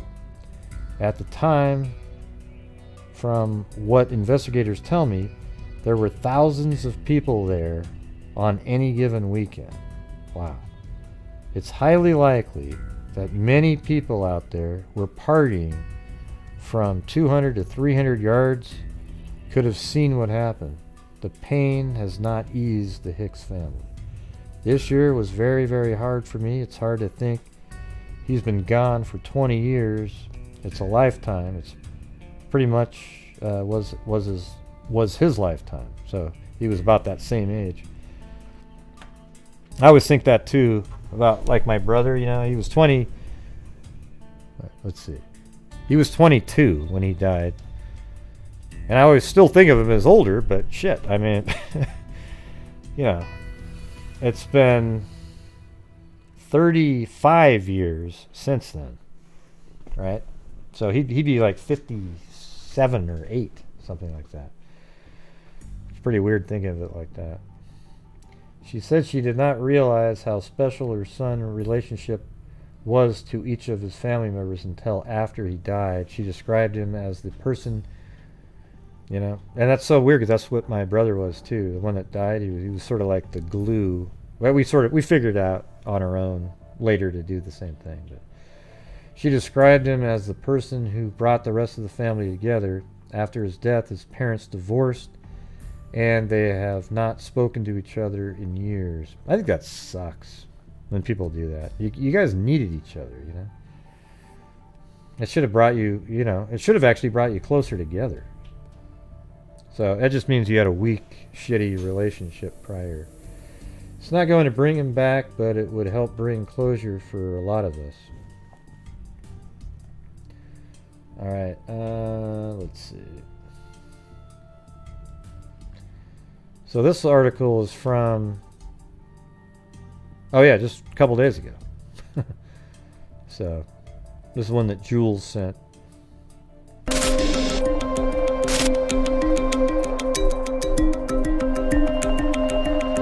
Who was murdered in an East El Paso industrial area. We started investigating this cold case, or me. No, there's the almond guy that I was mentioning. This happened on the 9th of April of 1989. Look at that. At 2 in the morning. I just had that exact screenshot up there, didn't I? That exact, it's right here, look.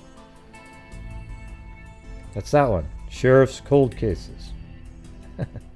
What are the odds, huh? What are the odds? Morning, passing by, a motorist found the body of our victim, Stephen Hicks, lying in the roadway at the 1300 block of Don Haskins. He had been beaten to death. That's what the autopsy showed. I have that one too. It was a severe beating. We did not find a weapon. Earlier in the evening, he was at a Bull El Paso with his sister and the sister's husband. They're having a good time there. Well, at the end of the evening, he dropped his sister and her husband off at their home, and then he made a brief stop at his apartment where he was living with his roommate. So his name was Floyd Oglesby. Floyd told the investigators, I heard him come home. He had taken a pill of some sort and he was out. He was sleeping. I heard him come home, and I heard the door, and then he left again. He was just there brief. So he's not going with the moment, not very long. That was maybe shortly after midnight. So we're going into the 9th of April, 1989 now. At approximately 1 o'clock, a truck driver who was working out there in this truck yard, in one of these trucking yards out there, saw a vehicle matching Stephen's description about a mile from where eventually the crime scene was going to be. This area is now an industrial area. It was back then. It was more deserted or more secluded back then. It was an area that was known as Cherry Hill, and there was a lot of parties going on, and bonfires and drug use and that type of thing out there in that desert area. But the beating, again, very brutal, very, very brutal. Hey, let's see if we can find exactly. He was a pretty stout, big person. Doesn't look like so investigators believed that this was not one single person. Oh yeah. It really does appear that this was not just one person. Because of the way the crime scene was, he was beaten down from behind. He was apparently focused on something in front of him, but he was attacked from behind. So I think there's a group of people. I'm hoping, because of what I've mentioned about this area out there, that it's, it was a big party area with, original investigators told me that there was at any one time on a weekend hundreds of people out there, that somebody might have witnessed this and just never came forward.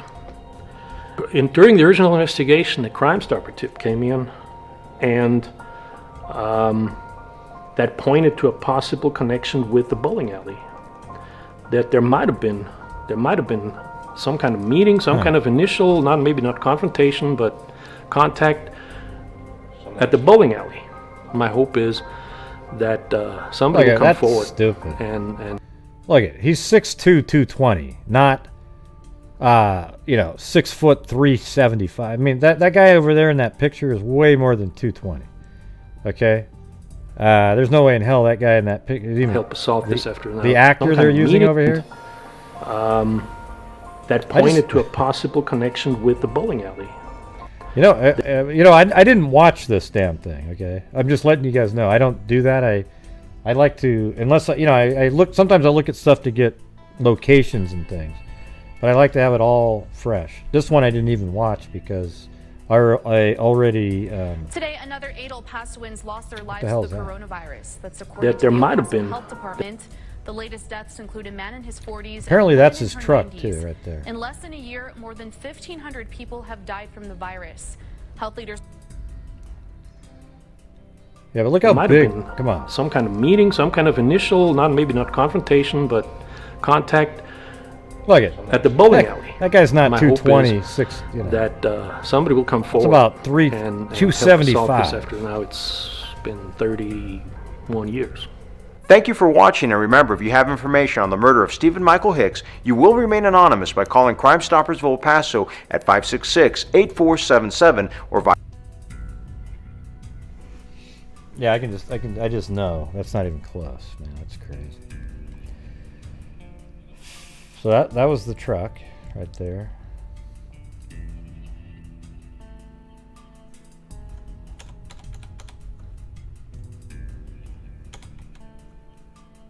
I wonder if you could almost make out the knife on the. Probably not.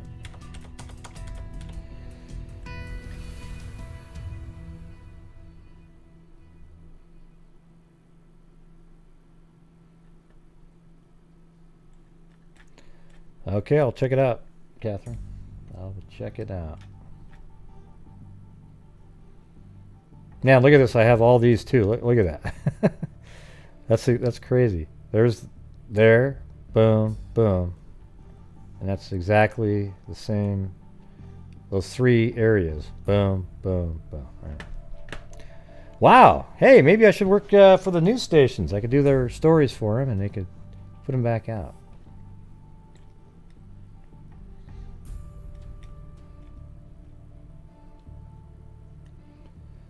That's a weird one. Somebody's got to have an answer there, don't you think?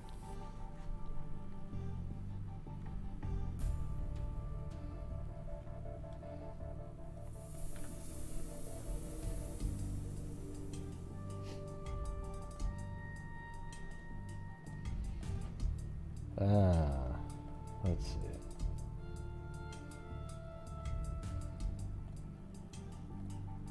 All right, I'm going to try to do another one here. I know it's 11, but...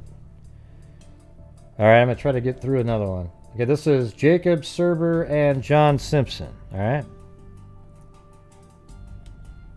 And this is in Lincoln, Nebraska. The last one, that was in Texas. Oh, boy. Here we go. Jesus. 2 missing boys believed in Omaha. Jacob Surber, 12, and John Simpson, 13. 2 Lincoln boys who failed to come home from the state fair Saturday. This is 1975, September 2nd article. Incident happened on August 30th, 2 days before that, or 3 days. Larry Surber, Jacob's father, said Tuesday morning the boys reportedly had been seen in a local bus station Monday. Surber said he was about to leave for Omaha to try to locate the boys, although he had no idea where to begin since neither of the boys have known friends there. Surber said his son had about $2 and the other boy had $15, so he believes they're about out of money. Surber said the family will be moving to North Platte, and although Jacob did not express disapproval of the move at home, he did so to friends. So they're saying, oh, maybe he ran away. Mr. and Mrs. Larry Surber live at 2205 South 24th, and John's parents are Mr. and Mrs. Harding Simpson at 2743 Everett. I have these mapped out already. here.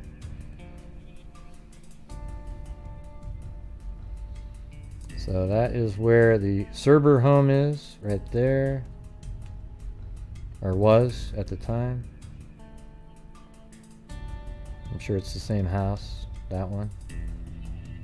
The Simpson residence.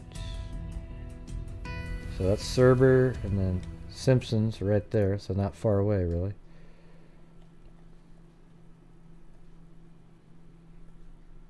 And this is where the Simpsons live. I think it was that house that was, yeah, right there.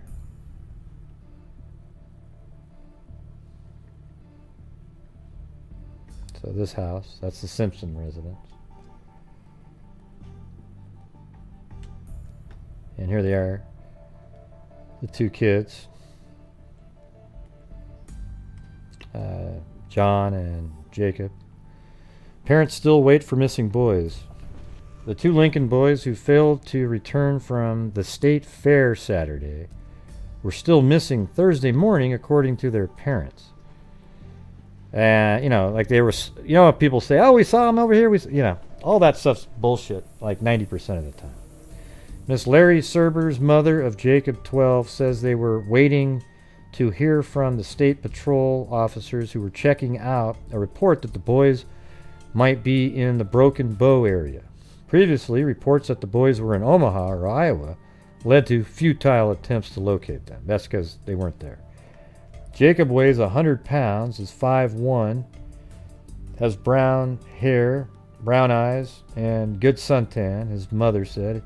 He was wearing a medium blue t-shirt, blue jeans, gold tennis shoes when last seen Saturday. John Simpson, 13, weighs 110 pounds, is 5'4", and has curly blonde hair and blue eyes. John's parents are Mr. and Mrs. Harding Simpson. They give the same address information out again. Okay.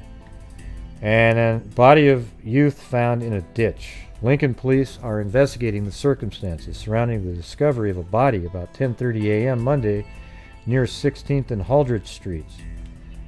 And let's see. According to the police department, a passerby apparently discovered the body in a concrete ditch west of Missouri Pacific Railroad Bridge, south of the state fairgrounds.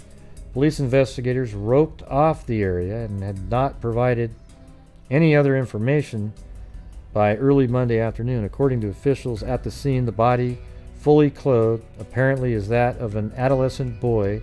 No further information concerning possible foul play or identification was given. The body was found in some bushes in about 12 inches of water.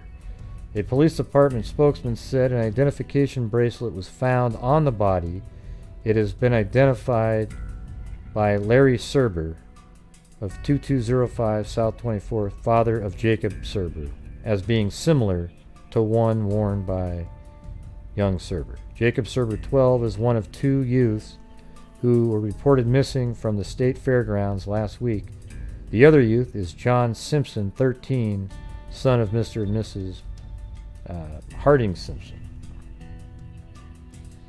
And where that body was found was... shit. My Google Earth got struggled there, but I have all that stuff saved, so it'll load back up again. It's weird how Google Earth just crashes, you know, it doesn't give you a warning or...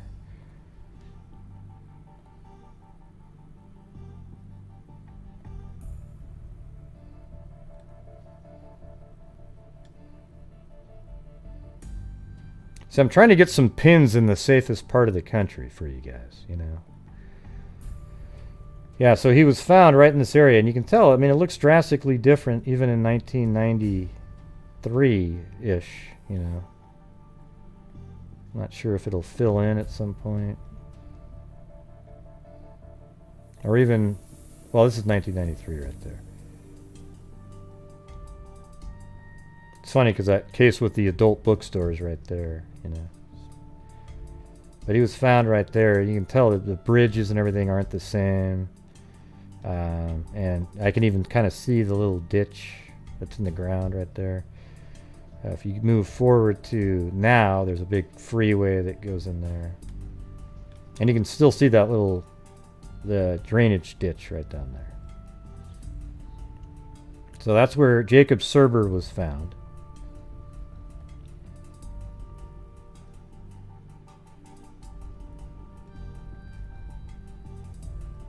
Okay. Search continues after Surber youth body found.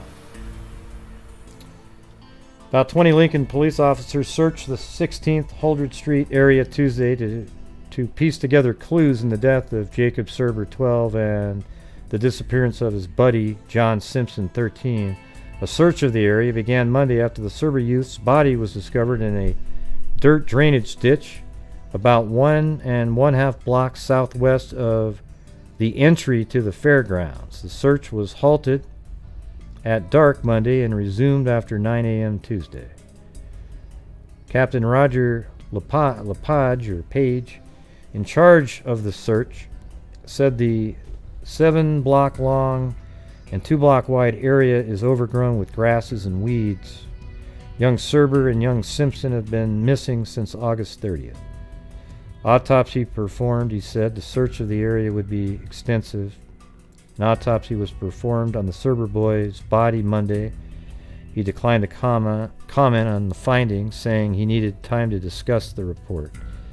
He did say, however, that the autopsy indicated no broken bones and that the decomposed condition of the body made it difficult to ascertain any surface wounds.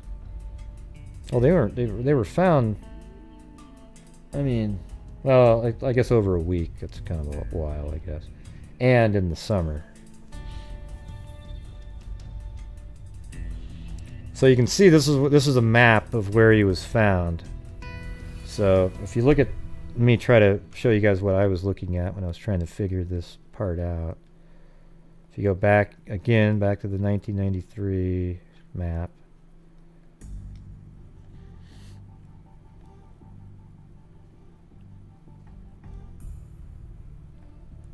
Right here. And now it's sort of, you can see it kind of looks closer to what we're looking at here. Let me move this over. And then this. So this right here is this. See, that's Court Street. So it's not quite a sharp corner like that. But then there's that railroad track, and maybe there might be another one over here. And then apparently there's like a, whatever this is right here, I think that's the, this curving thing is this, even though they don't have it drawn quite like that. But that's exactly where it's going. And then we also have this, Heldridge, that's this. So you have Heldridge. It's not a great drawing, but I think, so that's why I have it right there. So.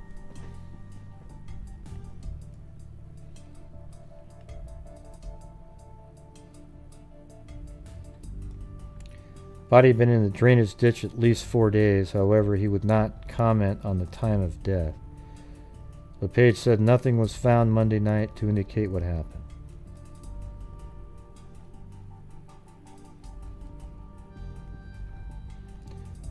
During a news conference Monday, Larners requested that persons who may have seen the boys after 2 p.m. August 30th contact police. He said the Simpson boys, son of Mr. and Mrs. Harding Simpson, was believed to have been wearing blue tennis shoes, blue jeans, and navy blue and white striped tank top. The Simpson boy, he said, was described as 5'4", 110 pounds.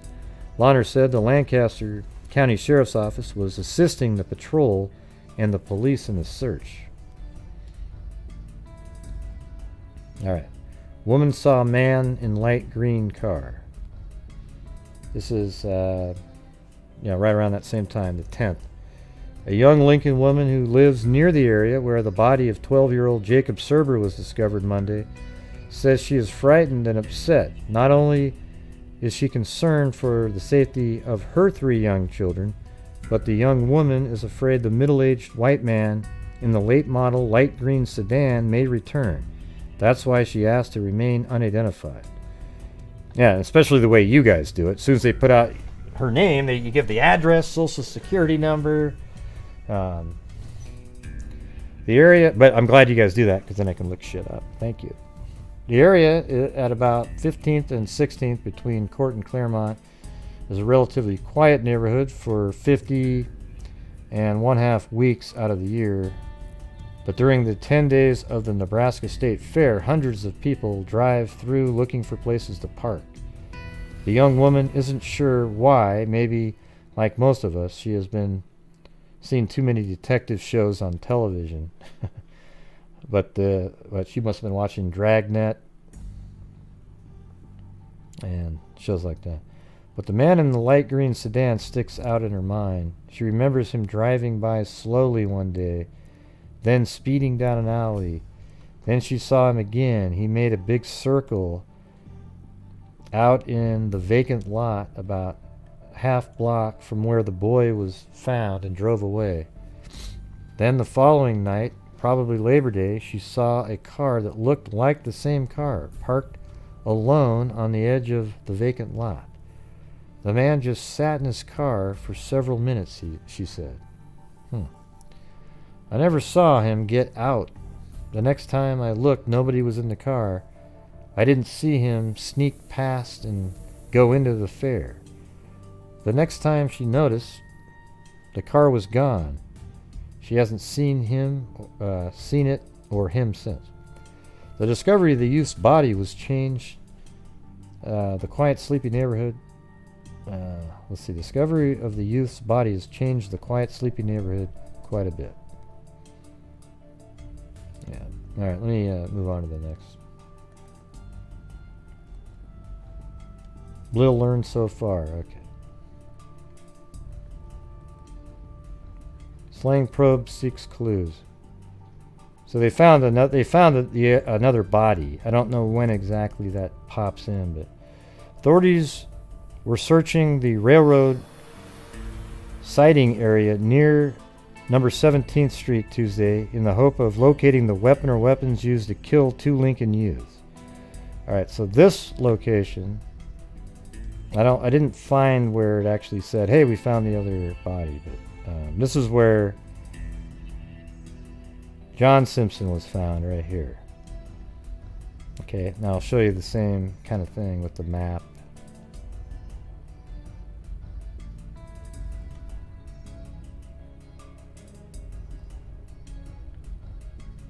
Alright, so this is Park Boulevard.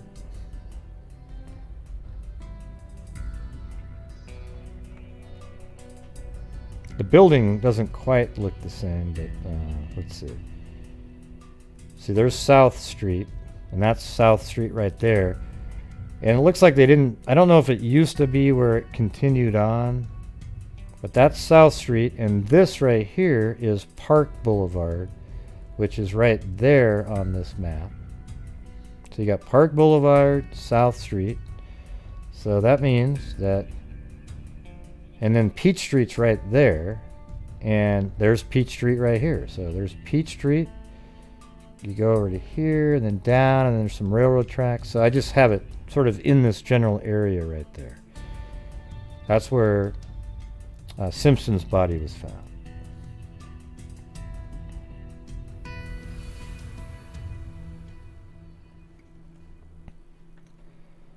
The theory is that Simpson and Jacob Surber, 12, were slain near the state fairgrounds where they went on August 30th. They were reported missing when they failed to return home that day.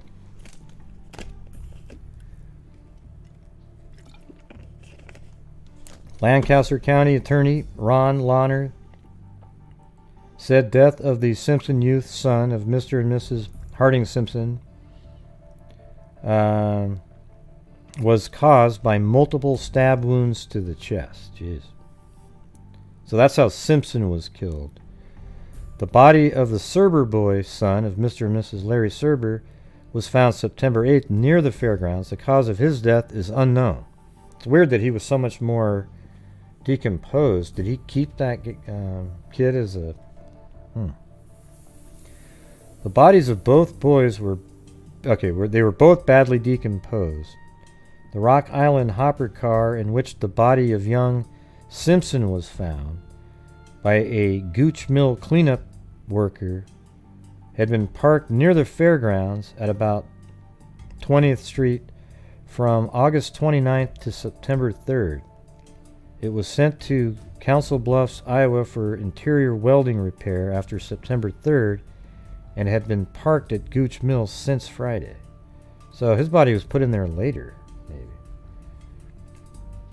Because it wasn't there on the 30th. God, that's kind of weird. Services for John Simpson will be at 11 a.m. Thursday.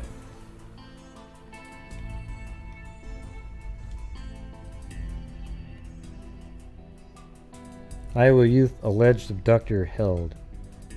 So, the alleged abductor of a Carter Lake, Iowa youth was being held in the Spokane County, Washington jail Monday awaiting arraignment on federal charges filed in Tulsa, Oklahoma.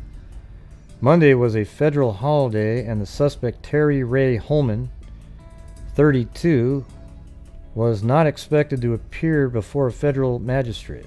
Holman will be arraigned on charges of unlawful flight to avoid prosecution in connection with charges of child molestation filed in by Tulsa authorities. In addition, kidnapping charges have been filed against Holman in Omaha, Douglas County, with the abduction of Walter Todd Baguette, 15, of Carter Lake. Police in Lincoln said they want to talk with Holman, Captain Ronald Flansburgh of Lincoln Police Department. Two Lincoln youths, John Simpson, 13, and Jacob Surber, 12, went to the fair August 30th and never returned. Simpson's body was found September 8th in a drainage ditch. Okay. Holman also is wanted for questioning in connection with the death of a 10-year-old boy in Oklahoma.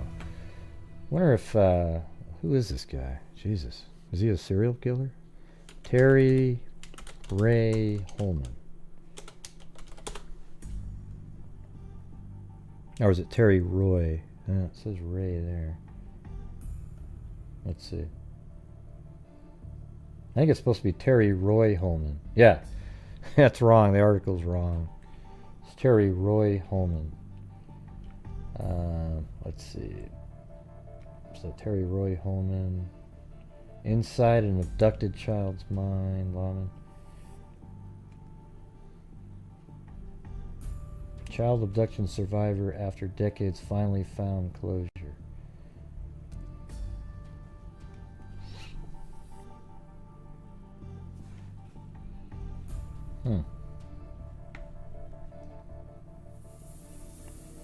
Walter Todd, this is the Baguette, 52, told his siblings that he finally felt free. Well, researchers at Oxford University in the UK say that in the 7 days leading up to Sunday, Ireland had the highest COVID-19 infection rate globally.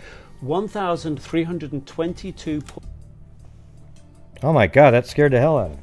I was so quiet and just like settled in to check. I was trying to figure out this other case here. He was one of 10 children in blended family. Screw it. I'm trying to figure out this other guy's. Man, that scared the hell out of me, though. Man, I was just sitting here like a zombie, you know? And then all of a sudden this voice starts yelling in my ear. Woo! Yep, that's me at the theaters, everybody. You know, when Jason comes around the corner and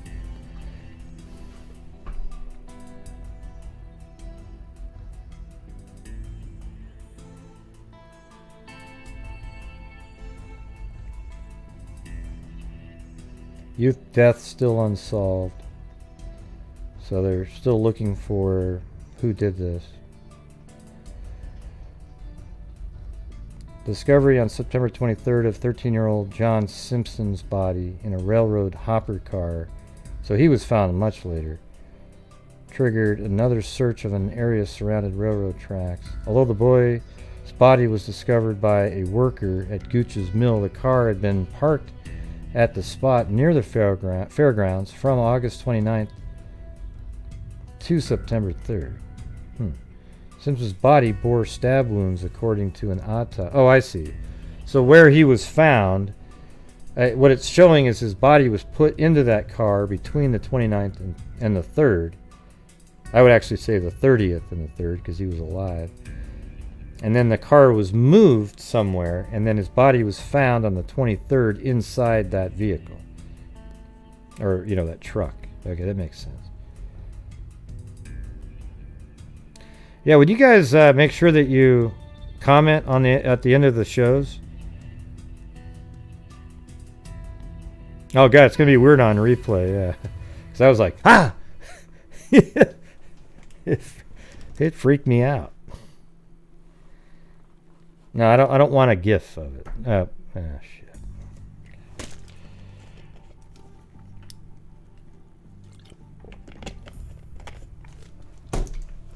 Yeah, maybe I'll find it. What time is it? We're about 2 hours and... Probably 2 hours and 14 minutes in of this show.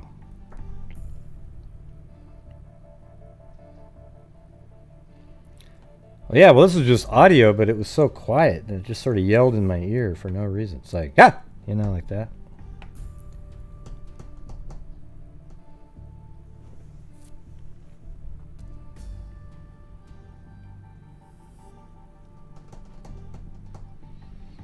Later, detectives went through the buildings on the fairgrounds. The Lancaster Sheriff Posse searched the fairgrounds to double-check earlier searches. Simpson's body had stab wounds according to an autopsy. Surber's body was too badly decomposed. It's weird, though, because Simpson wasn't found for so much more time. Maybe being inside that truck preserved him or something.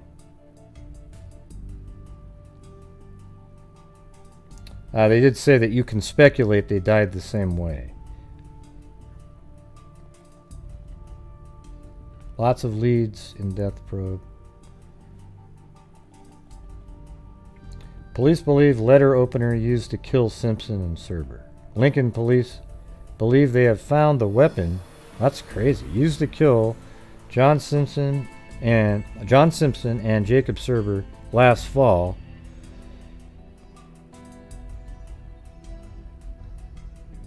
Yeah, but it's still, like, it was just in 2 inches of water. It wasn't like it was a ton of water.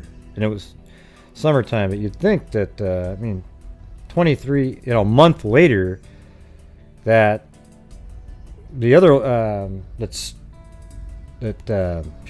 Surber. Simpson would have been way more decomposed, even given those circumstances. Assistant Police Chief, who have a green car? What are you talking about? Jesus. Assistant Police Chief Roger LePage said the opener was immediately sent to the State Crime Laboratory for analysis. Testing revealed no fingerprints or traces of blood, LePage said. The lab, however, reported the sharp blade of the letter opener would be consistent with wounds sustained by the young Simpsons. The man said he found the implement about 2 months ago in ashes of a hobo campfire south of the state fairgrounds. Jacob Surber, 12, and his friend John Simpson, 13, failed to return home after going to the state fair August 30th. Surber's body was found September 8th in a drainage ditch near the fairgrounds. Simpson's body was discovered 14 days later in a railroad boxcar near Gooch Mill. See, that would seem like that would increase it too. You're inside, it's sunny out, beating down on a railroad car. It seems like you would have been decomposed almost immediately. LePage hoped the public can provide information about the opener's origin because of its unique design. The handle depicts a woman graduate in cap and gown holding a diploma. Carved on the diploma are the numbers 16. Police believe the numbers and the women's hairstyle suggest the opener was made in 1916. If anybody has a similar letter opener, LePage said, we'd like to know so we can do some tracing. He said the area where the transient allegedly found the implement was searched extensively last fall by police, but nothing was found. He also said the same transient was given a polygraph exam last fall regarding the murders. Oh, that's interesting. But it's not presently being investigated. Well, it's interesting that the same transient.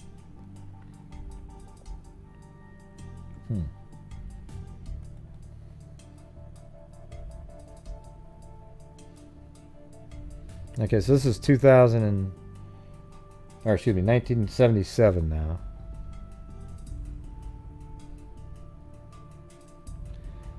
After almost 2 years, some aspects of the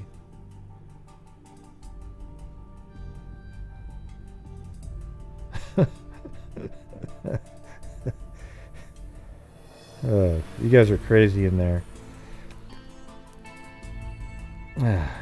It's not going to be dry, Gene. Come on, Gene, just come on. Just every once in a while, just let things be the way they are, all right? Wow.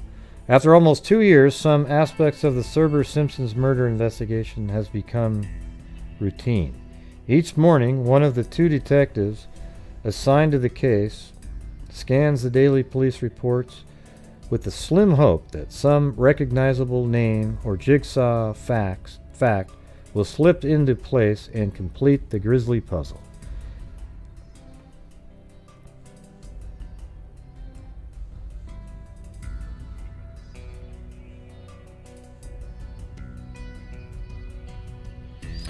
Well, but what we just said a minute ago was his body was found.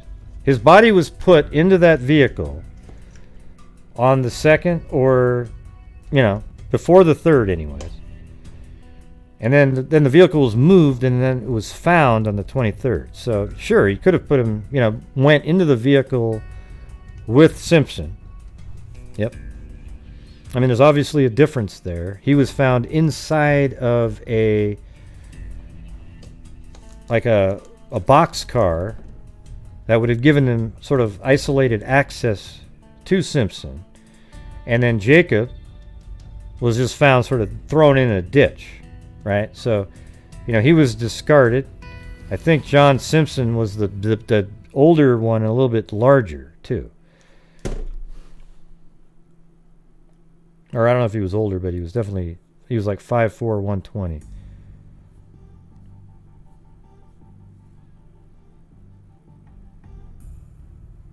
Yeah, well, you'll have to go look that one back up again. It didn't talk about the car, Zozo. Your mind really wanders wildly sometimes. And it always leads to a confusion moment. Let's see. I even kind of thought in my head that's what you were talking about, but I go, there's no way she could give a shit about that. Oh my God, she does. You know what Zozo's like? Zozo's just like Chloe with Blue, Like Blue's just sitting there minding his own business and gets bitten in the ass, the mouth, the throat over and over and over again. And he's still just trying to forge ahead, Just trying to make it through, It's unbelievable.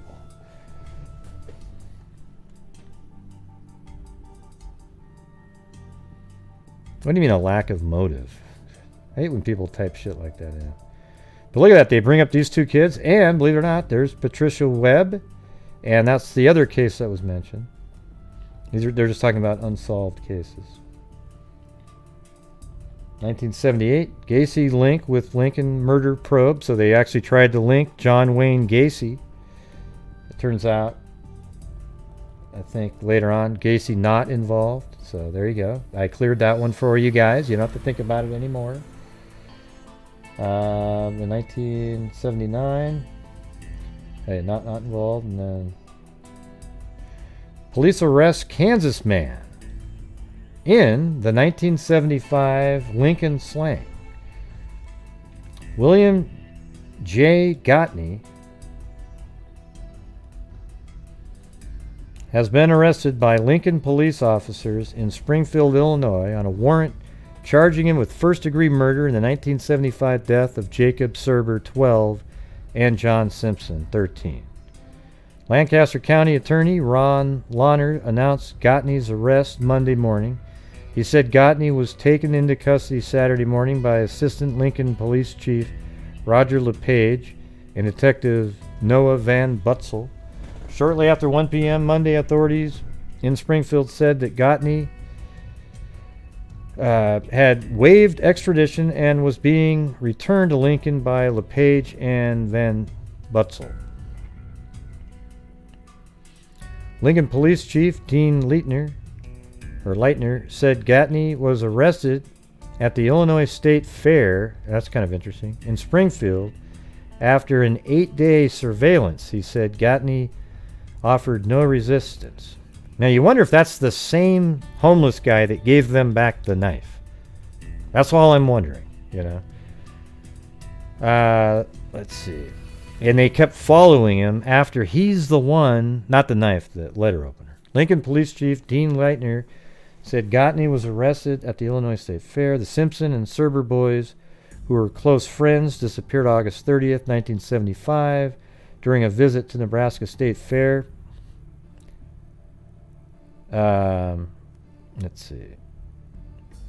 The body of Surber, who had been stabbed repeatedly, was found 9 days later in a drainage ditch near Antelope. Well, they have that back. Wait, let's see. The body of Surber. They have this backwards here. It says the body of Surber, who had been stabbed repeatedly. They don't know how Surber died, and it's actually stabbed repeatedly was found 9 days later. That's not right. It's Simpson that was found 9 days later. Don't you hate that when an article makes an error like that? That's bullshit. The body of Surber, who had been stabbed repeatedly, was found 9 days later. No, it was Simpson. Surber was found first. Simpson's body was discovered September 22nd in a closed hopper. Right. Okay. Yeah, you got that one right. Now, I don't even know what the hell they just wrote there. I'm going to move down here. In mid-1976, Lincoln police said they believed that a sterling silver letter opener found by a transient in the ashes of a hobo campfire near the fairgrounds may have been the Serber Simpson death weapon. Officers said the stab wounds in the Serber's body matched the opener's blade. Earlier this month, this is 1979, August, they were killed in 75, Van Rutzel said a prime suspect in the case was a man whom police had... Oh, I think I got this right. See, because remember they said they questioned the hobo, right, or the whatever you call him, the vagrant. Back in 1976, they questioned him. So earlier this month, Van Butzel said a prime suspect in the case was a man whom police had questioned in 1976, but who was released because of insufficient evidence. That man, it has been learned, was Gottney, and he's the one who found the letter opener in the fire. He has been described as a transient herdsman, a groom who had been on the road since he was 14, traveling through the Midwest and stopping at fairs, cattle shows, and carnivals. He has been described by police as an alcoholic who was once hospitalized for a nervous disorder. Leitner and Gottney had gone by the names William F. Gottney, William Gottney, blah, blah, blah, all these different names. Although local authorities have spent thousands of hours on the Surber-Simpson homicide, Leitner said the investigation of Gottney intensified after a recent meeting of lawmen from other states in which similar slayings of young boys have occurred. Earlier this month, Van Butzel reported that officers from Illinois, Kansas, and Nebraska in Topeka, Kansas, to discuss similar cases involving 12 killings between January 1972 and May 1979. In the three states in Arizona, Van Butzel said all of the victims were between 8 and 14 years of age and that several of the slayings occurred near railroad facilities. during livestock exhibitions. Some of the boys were stabbed and others were strangled or had skull fractures. Van Butzel said one of the deaths being scrutinized was that of J. Durnall, 11, of Omaha, who died in May of 1976. Van Butzel emphasized that he was not saying the various deaths were connected, only that they had certain things in common. Yeah, so he's like this transient person that probably hops rides on railroad tracks. Yeah, please don't ask any of them, Zozo. They really just... Leitner said the investigation and Gottney's arrest represent a tremendous effort on the part of multi-state law enforcement agencies. I can't recall any murder case that gave us much ongoing concern.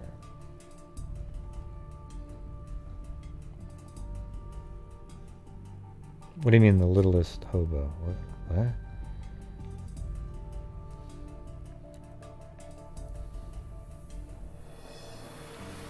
I don't know why you have so many questions. It's pretty... We've been going through it really clearly here. So this is the guy right here. Right? Hometown folks picture Gottney as a drifter. So relatives and acquaintances in the small southeast Kansas community of fewer than 200 people picture William Gottney as a drifter whose roots only occasionally brought him back home. Gottney, 57, was to be arraigned Wednesday afternoon. It's a little bit old, though. In Lincoln, Nebraska, on 2 counts of first-degree murder. Let's see. Jeffrey Honner, it almost looks like Dahmer, believed to be about 8 at the time, disappeared in July 1976 after spending the afternoon at a swimming pool near his Ottawa home. Skeletal remains identified by the boy's clothing were found last summer by a road crew digging in a roadside ditch. That's similar. Friends and relatives of Gottney expressed shock that he would be accused of murder, saying he was not the type of person. Liked children. Miss Pearl Gottney, his sister-in-law, said Gottney liked children and would take them fishing when he came home. He was a pretty good fisherman, she said. All this just isn't the guy we knew, she said. He was real friendly and everyone enjoyed visiting with him. Yeah, I mean, who knows really, right? I mean, preliminary hearing waived for Gottney in murder case. A preliminary hearing for William Gottney, charged with 2 counts of... Well, I mean, hobo can just find a mail opener. What do you mean? They dig through shit. They steal things. God, it's just... Why does everything have to be in a nice little buttoned-up, bowed-up box all the time? Who knows why he had a letter opener? You know? People steal shit. People, you know, rummage around, find things. I just don't know why there's always those kind of things. You can't answer those questions. And there was just one letter opener. And I don't even know if this guy did it or not. Okay? I'm just going through the articles here.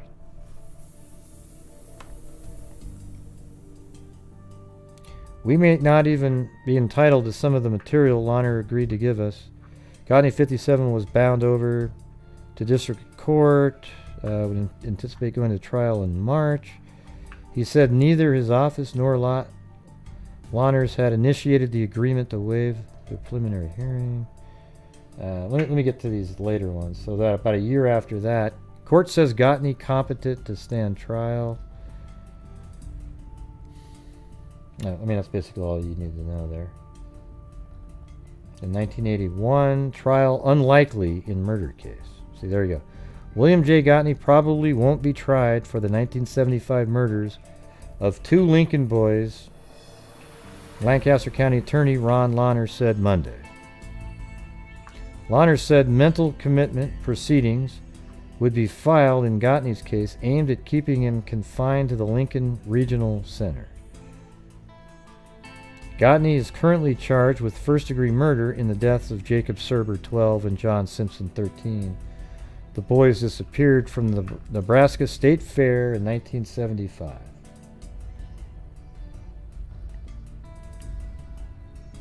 Now we're, 1981 here. They want to reopen it. Authorities did a sloppy investigative work in 1975 case involving the murders of 2 Lincoln boys, and the case should be reopened. Keefe criticized the investigation into the death of Jacob 12 and John Simpson 13. Keefe commented hours after first-degree murder charges against William Gottney 59 were dismissed in Lancaster County. Keefe told a news conference that Lancaster County Attorney Ron Lawners had charged Gottney, who had been committed to the Lincoln Regional Center, on the basis of evidence that he described as all but non-existent. Right. So the thing is, it's a letter opener, right? But, I mean, there's a lot of letter openers out there. That doesn't mean he killed anybody, right? I mean, and it also, when I was, going over earlier, it's like, how easy and convenient to just pin it on a homeless guy. Probably isn't very educated, right? Yeah. Yeah, I know. It's obviously that he's innocent, right? Because these are unsolved cases. Didn't everybody just know that from the beginning, that the hobo didn't do it? These are unsolved cases that I'm going over. Good for you, though. Yay! Yay, everybody! Oh, that's hilarious. Maybe before I'll just pretend that I'll pretend that they're all solved and then see what happens.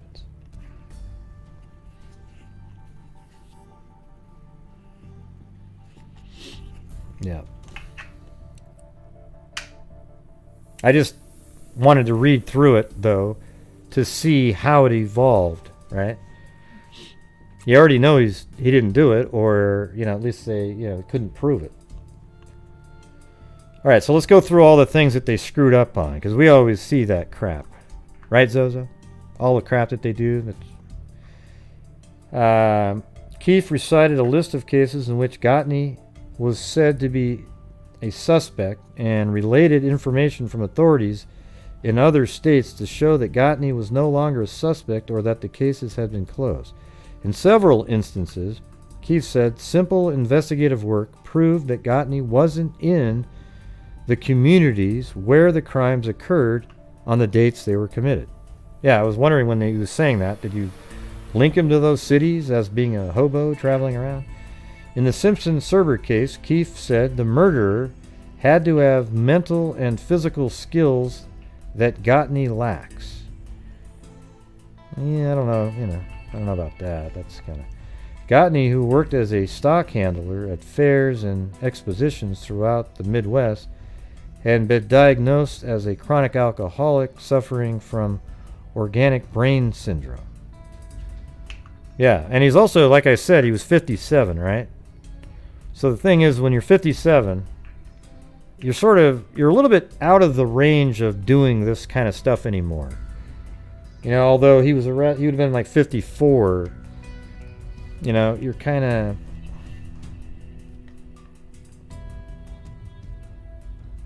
Yeah, man, he must have been just basically hooked up to an IV of alcohol. Like I was the other night. I'm just kidding. I only had 2 drinks, but I got a pretty good buzz. Noting that Lancaster County District Judge Dale Farnbrook threw out some statements made by Gottney, Keefe said that even those statements didn't contain any admission of the Serber-Simpson murders. The 2 boys disappeared while visiting the Nebraska State Fair in 1975.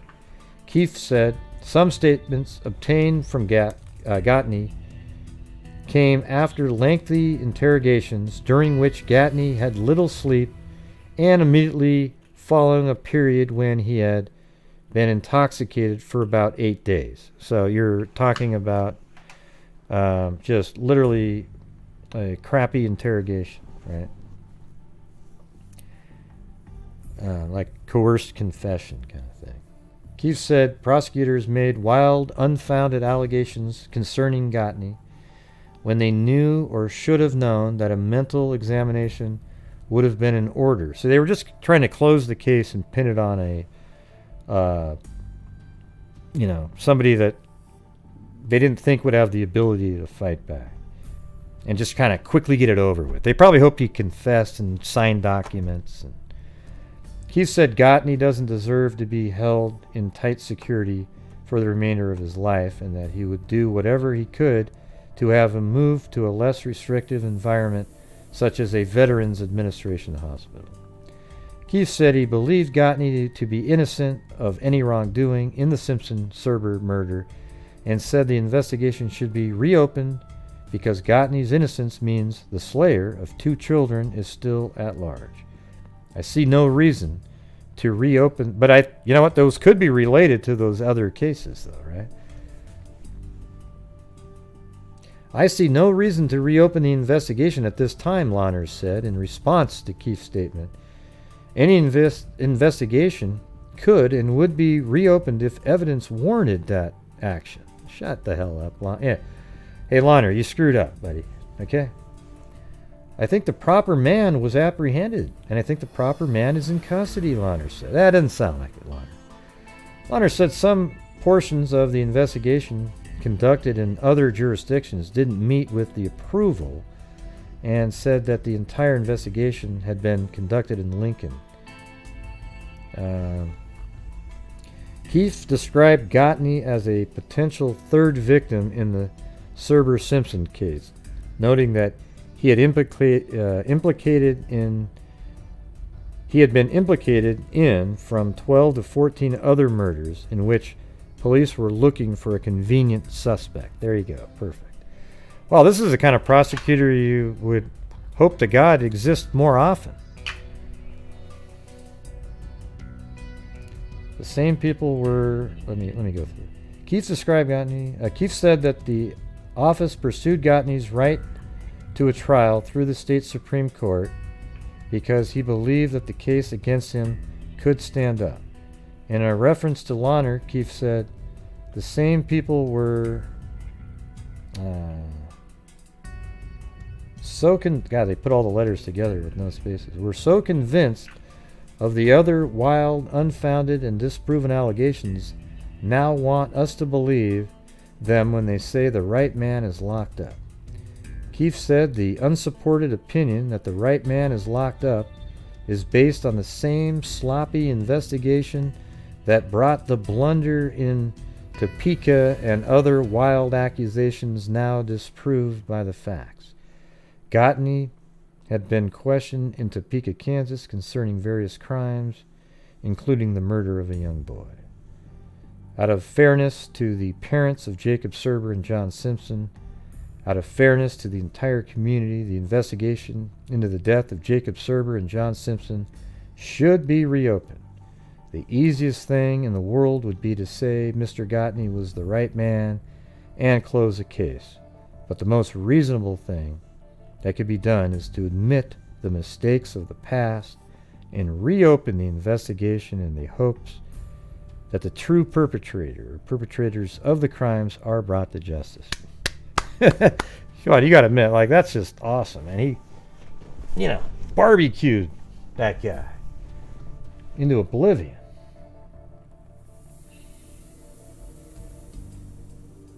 Yeah, so Good Samaritan's nursing home is now caring for William Gottney.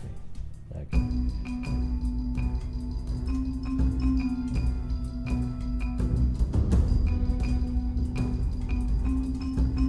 Well, what's the deal with this William Gottney? Hold on a second.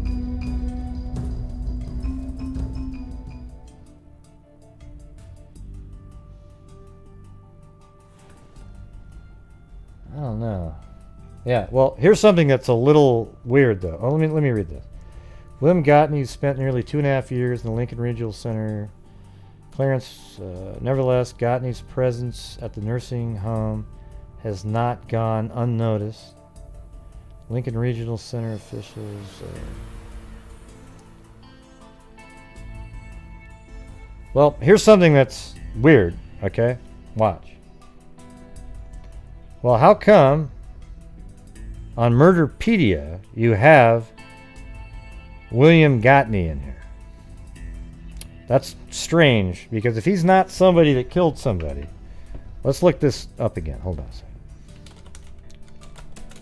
Because that's getting a little weird. I wonder if they pursued him later, or...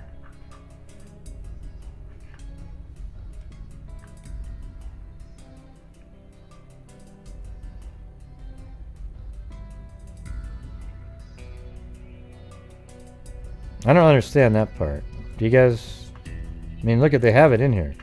William Freight Train Gottney, same guy, loved to ride the rails. For almost 40 years, he traveled the United States in boxcars, living off the land and picking up odd jobs in towns where he was known as a likable hobo, described by his many friends as the happy-go-lucky type. But Gottney also had a darker side.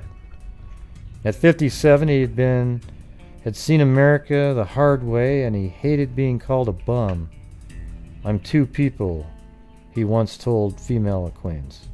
I can also be mean. In retrospect, friends noted that he was a strong man when he got mad.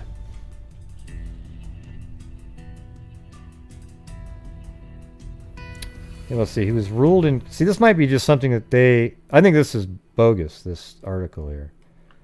Because right here it says, ruled incompetent for trial in 1980, murder confession suppressed, committed to mental institution 1980, and he died in 1997.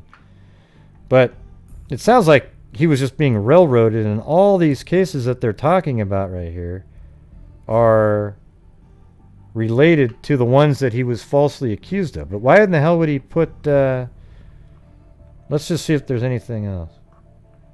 No, that was it. So, yeah. These guys shouldn't have this out here. This is really shameful.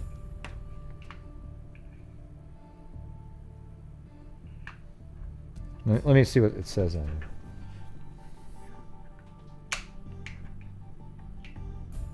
here. Oh, yeah, see, he might have murdered 15 children. Both were discovered a day later and yeah, that's so lame. God. Man, they should get... Why don't they get kicked off the internet for that crap? Well, they never said he was exonerated, Gene. Yeah, I don't know why you're using the word exonerated. He was just... The evidence against him was poor. Okay, that's it. That's right. Railroaded.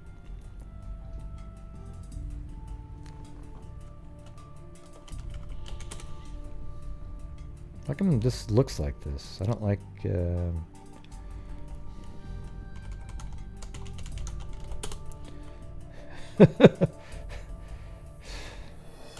Thanks, Gene and Kevin Brown.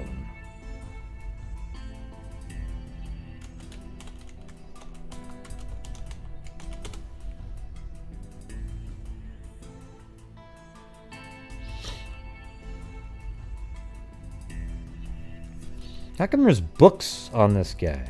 You know, like...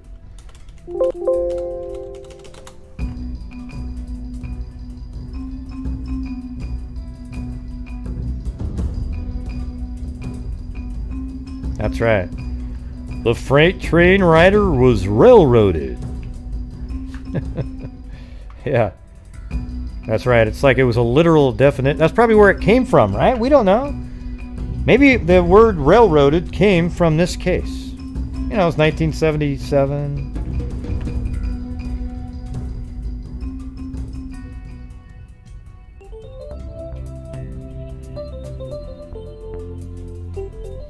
There's a freaking movie about him. Are you kidding? No, wait, The Slayer of Innocence. Let's see.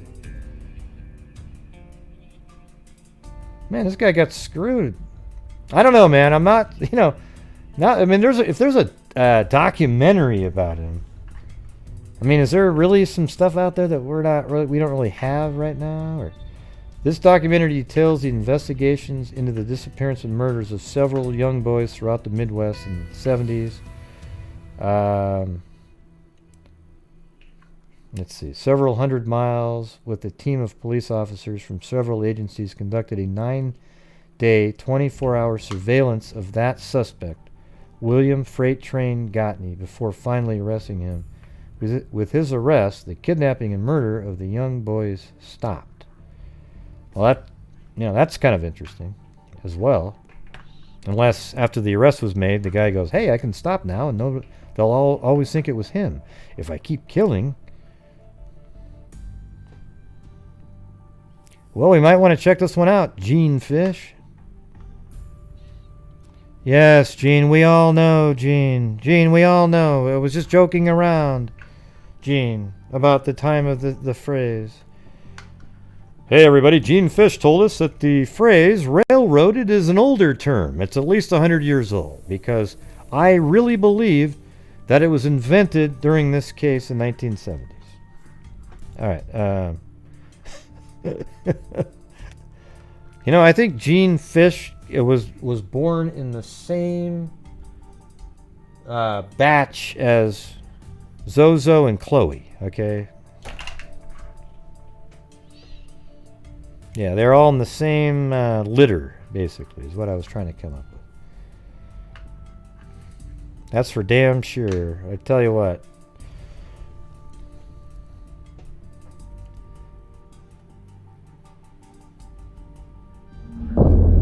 Follow out there. Rates all the time. He was a hobo. He rode the rails. He can make a whistle like a freight train. Don't you? Well, come on. We talked to two young boys here in town. They told us that they had seen Mark Helmick talking to a hobo on the railroad track. Fishing stringer. It appeared that... Anyway, yeah, maybe I'll check this sucker out. It's called, let me write that down. That'd be a good watch, It's called Freight Train, the Slayer of Innocence.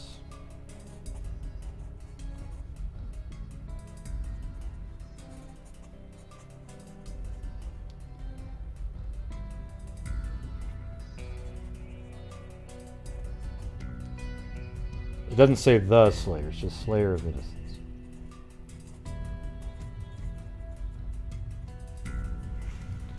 All right, got it. You gonna check it out, Zozo? See what you think after that, when you got the, quote, experts on. You know what's weird? That one prosecutor pretty much cleared the guy. Oh, I know why. You're not gonna watch it, because you think he's 100% innocent, even though there's about 14 different books on him and all these things. I guess they're all going based on what that one prosecutor said. I like what the prosecutor said, and it's a little bit weird that didn't make people, like something continued on after that. It'd be really strange if he was completely innocent, but definitely possible, Who knows? I might check it out, though. It's going to be riveting. I'll let you guys know if it's any good.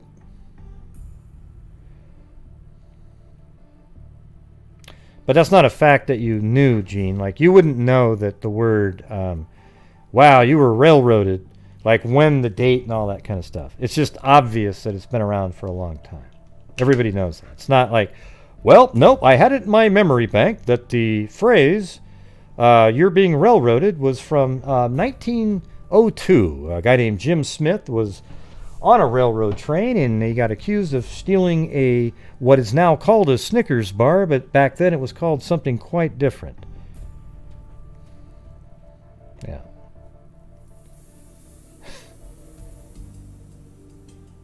What, the name of the documentary? You know what? Now every time that you guys, every one of you that has my the paint chip, I think you're talking to me.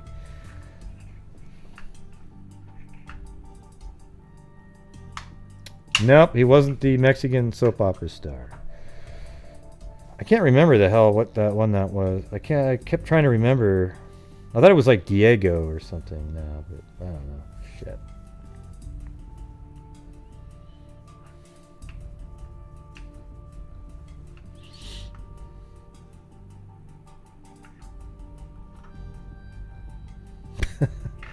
Ah, jeez. You guys are crazy people. You gonna put the word caboose in there too, Zozo? Yeah. See, I can't join in on the same jokes with you guys.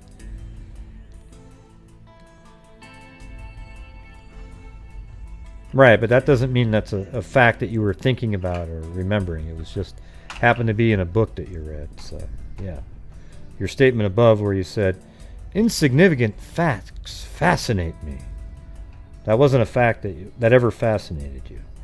Hey, when I'm reading this book and it says being railroaded, I need to memorize that because you never know when I might be watching a show on YouTube and then the person on the show says, hey, maybe one of the people comes on and jokes and says, hey, wow, this guy who rides the railroad, the hobo, was railroaded. And then watch, the guy giving the show will say, hey, maybe that's when the word was invented, he's a hobo, 1970 something.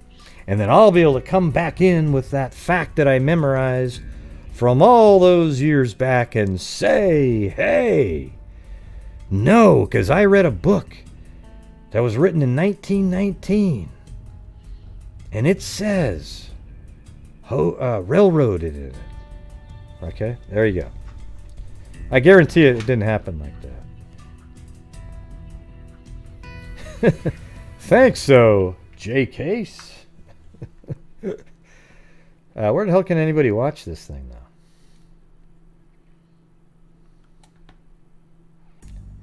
It's got a 5.8 out of 10. It's not the greatest. It's not horrible though,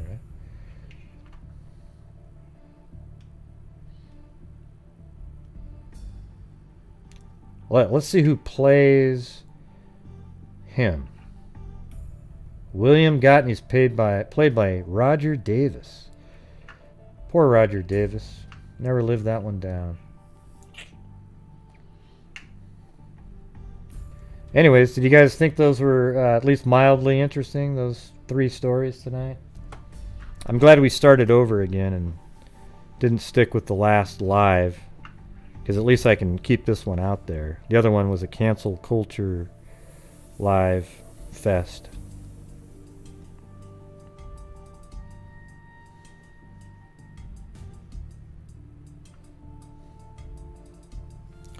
Awesome.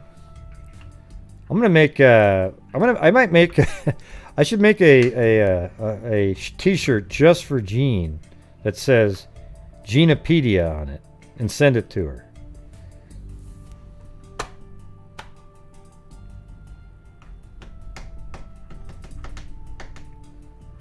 You know what's weird about Zozo? You know how I do these 3-hour shows? She watches literally 10 minutes of it, but comments for 2 seconds every 10 minutes, and it seems like she was here the whole time.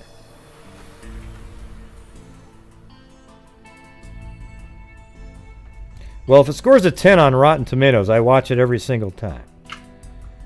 Okay. Anything that Hollywood cuts down. You know what's crazy? You know that movie, it was called Soul Man? That thing gets shredded into oblivion at this point with C. Thomas Howell. But it actually was, I thought it was actually a pretty good movie. It was funny and it had like things in it that were ridiculous, but it actually had good points in there about how people see people a certain way. It was all about prejudice and stuff. But that movie gets thrown into oblivion, cut from everything in the world, and it'll never be shown again on television. And then the actor probably got put on some weird list of some sort.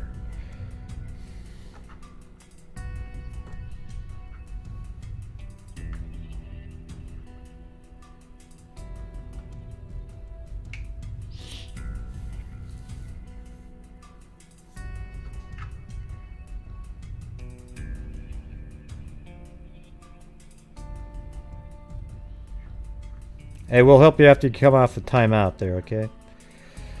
All right, let's see. We've got the... See you later, Steve. I know, it did. It had a great message at the end, and it was like this guy felt like a total idiot because he took away the scholarship of the girl that he liked. Some of the stereotypes they had were over the top, But it went both ways too, right? Like, and it made him realize the issues. I mean, I actually think if they thought about it more, it would be something important for people to actually see, because it was so ludicrous, the stereotypes.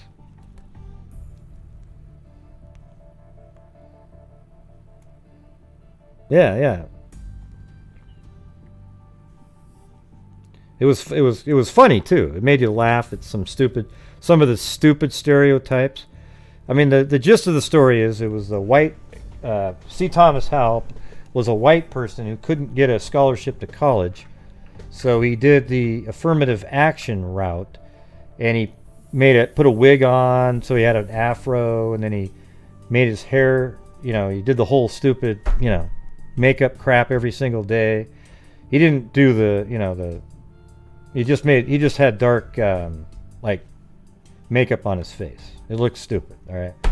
But anyways, he got a scholarship then, and then he goes to the gym, and they were picking teams for basketball, and they picked him first, because he's got to be, so it was crazy shit, right? But it sort of showed you that, like, yeah, people do think stupid shit like that.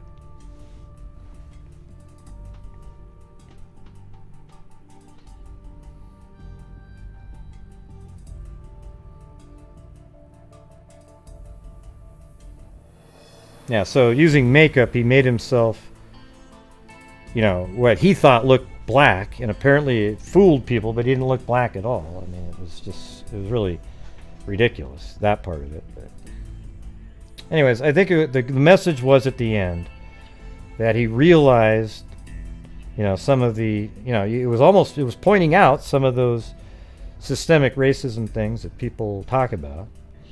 And it also, I don't know. I just thought it brought a light on some of that stuff. I mean, hell, there were some really famous actors in that movie too. I mean, shit. Who was the president of the school? Was the guy that plays Darth Vader? What's his name? Shit. He's just like a massive actor. Talent-wise. What the hell's his name? Shit. Can't remember. Man.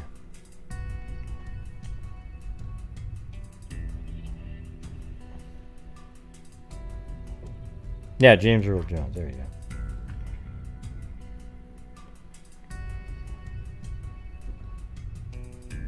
go. Shit.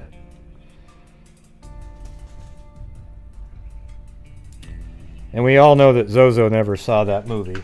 She wasn't even born yet and would have no interest. All right, everybody. Well, thank you, everyone. Make sure that you,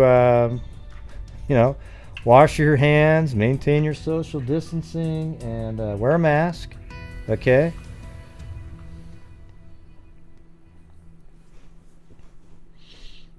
All right? Shit. Crazy times we're living in. Hey, thanks, classical guitarist. And one Sly Angel, if you're listening, I apologize for, the stupid shit that I was saying on the other, I shouldn't have insulted you, even though I felt bad what you said. All right. So hopefully everybody's out there that we're all still friends, everybody. And the people who,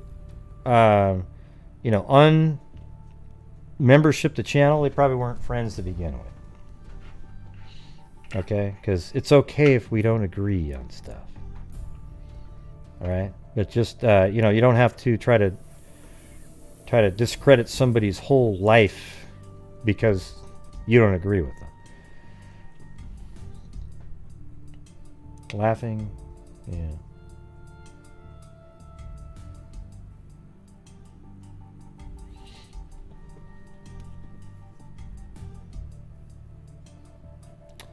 Yes. All right, everybody. Thank you very much. And we'll play the music for you guys as we go out. You guys can hang out and chat for a while. Hey, see you later, Jay. Hope you're being safe over there. And everyone else, as I always say, everybody, be safe out there. And a 2 and a 3. Yeah, I've been doing this true crime thing for quite a while now. And during this whole time, I have not seen one person. Hey, when's the rap gonna start, Gray? Right now, you idiot! Oh, okay. I'm a Certified human lie detector. I'm gonna get you, gonna stretch you. If you're playing to me like a moon projector. Crime sector is my nectar. Professor Gray is gonna give I'll have to do that in a minute. Crime collector, Freak connector, and I'm always gonna be a bug protector. fool deflector. I remembered right when I started playing the music. Meaner than a spectre with a vector. I have to do it after the music now. With all respect, y'all. Just remember, I've a temper fucking check ya. I have no agenda, I'm a pretender. And I'll serve it to you straight without the blender. And in the end, I'm gonna send ya on a mission to reveal the true offender. Yeah, so I'll just get right back to work. All right, everybody? Talk to you later.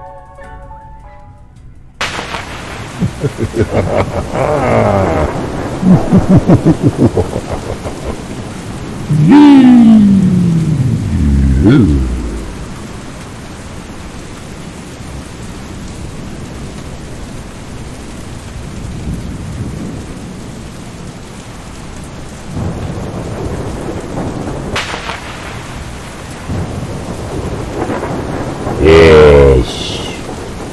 Thank you to Chrissy, Mary Clark, Linda Howe, as in Linda Moulton Howe of the Cattle Mutilations and Crop Circles, One Sly Angel, Shelley Wagner, Chrissy, Lee D, Michelle Nicholas, Carly Levine, Zozo, Mary Clark, Jen H, J. Case for the cat eye donation, Zozo, Lee D, Kevin Brown, Lee D, Scott Holland, Gene Fish, Kevin Brown, Catherine Sophia, Small 11989, Kevin Brown, Gene Fish, Kevin Brown, Lee D, classical guitarist.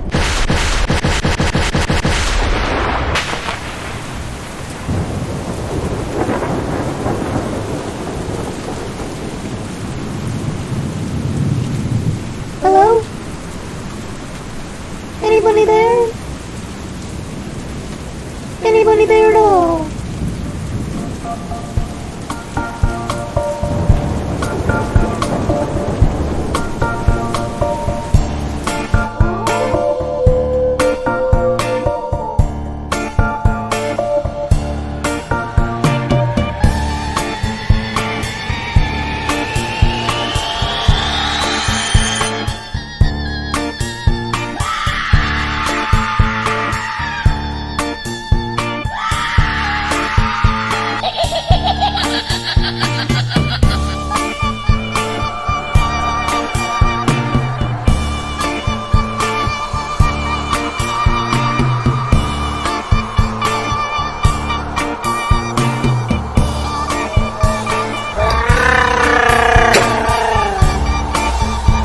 Chewbacca? I'll be Chewbacca if you want me to.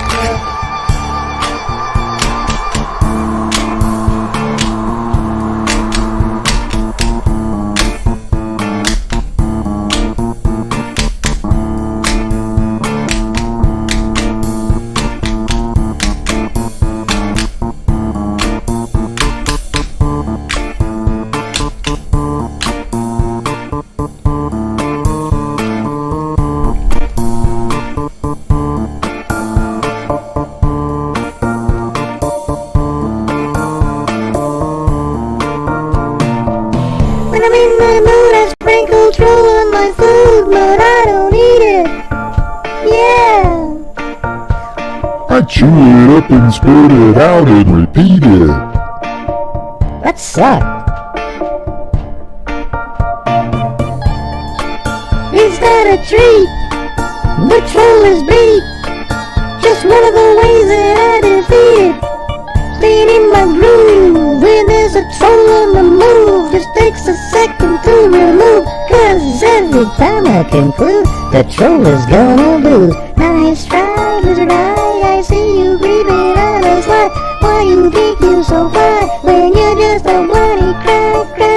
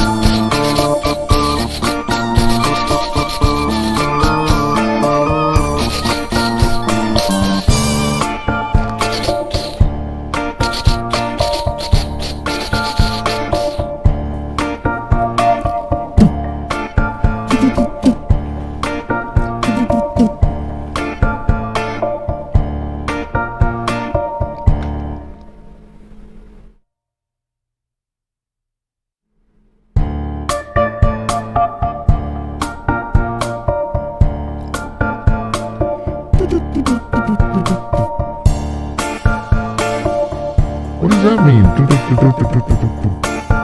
That's just sound, man.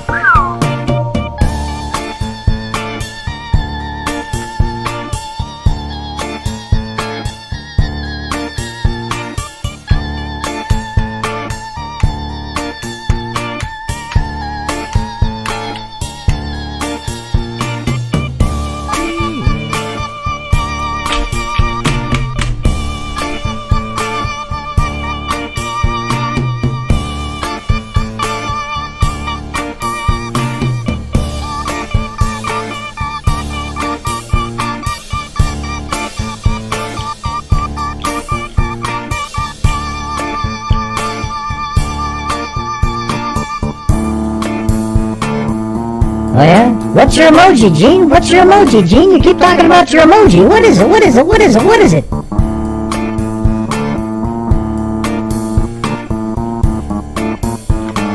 That doesn't count. Jesus. Those are YouTube emojis. Jesus. Give me a break. What a bunch of maroons.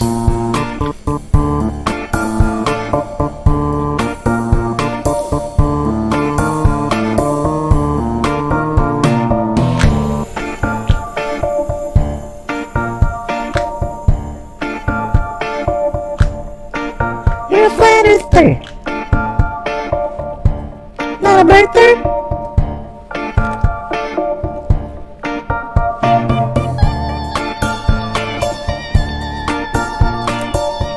What a maroon.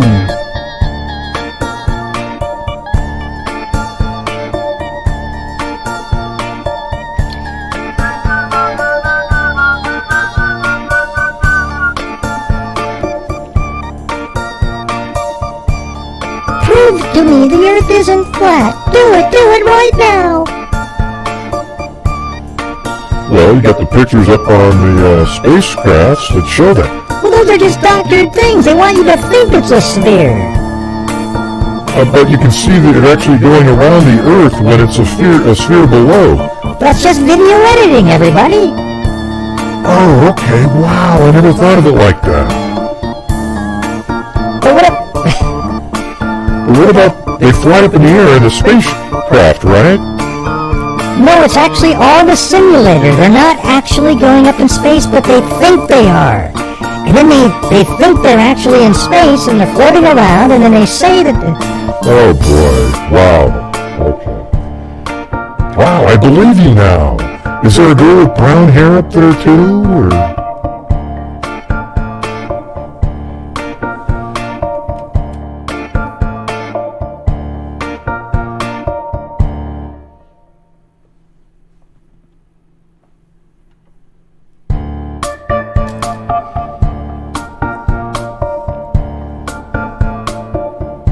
Yeah, you know. They go up into space, they look out, and, yeah, it's weird because they can float too. But you see that in movies, so couldn't they be doing the same thing that they do in the movies? Yeah, but wouldn't the astronauts have to be part of the hoax? Yeah, they are. They're all taught that we really can't fly at all, and we're just going to have to put it all in film. So when people take airplanes across the country, they're not actually up in the air, they just think they are. They're actually put under with some propofol and shuttled across the country with an implant in their brain that makes them think they flew there, but in reality they were only put on a train, and it's a hallucination that was inducted into their body. Wow, that's so weird. So we don't ever even travel on airplanes either.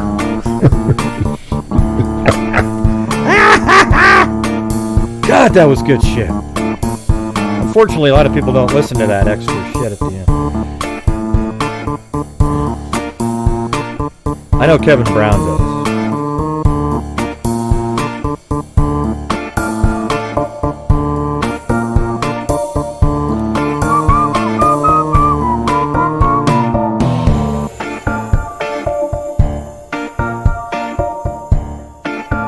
Oh, hey, good.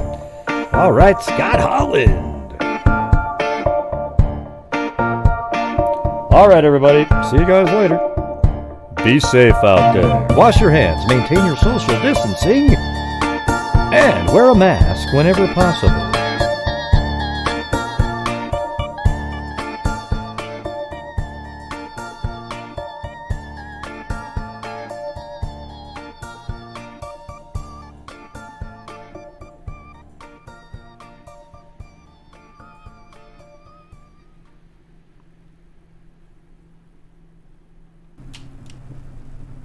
Wait, are you guys still here? Oh, I thought the show was over. Okay, now let's really talk about it. Don't you hate that one person who was saying that? Oh, wait, we're still on the air. Don't do it. Oh, okay. Okay, hey, bye, everybody. Jeez.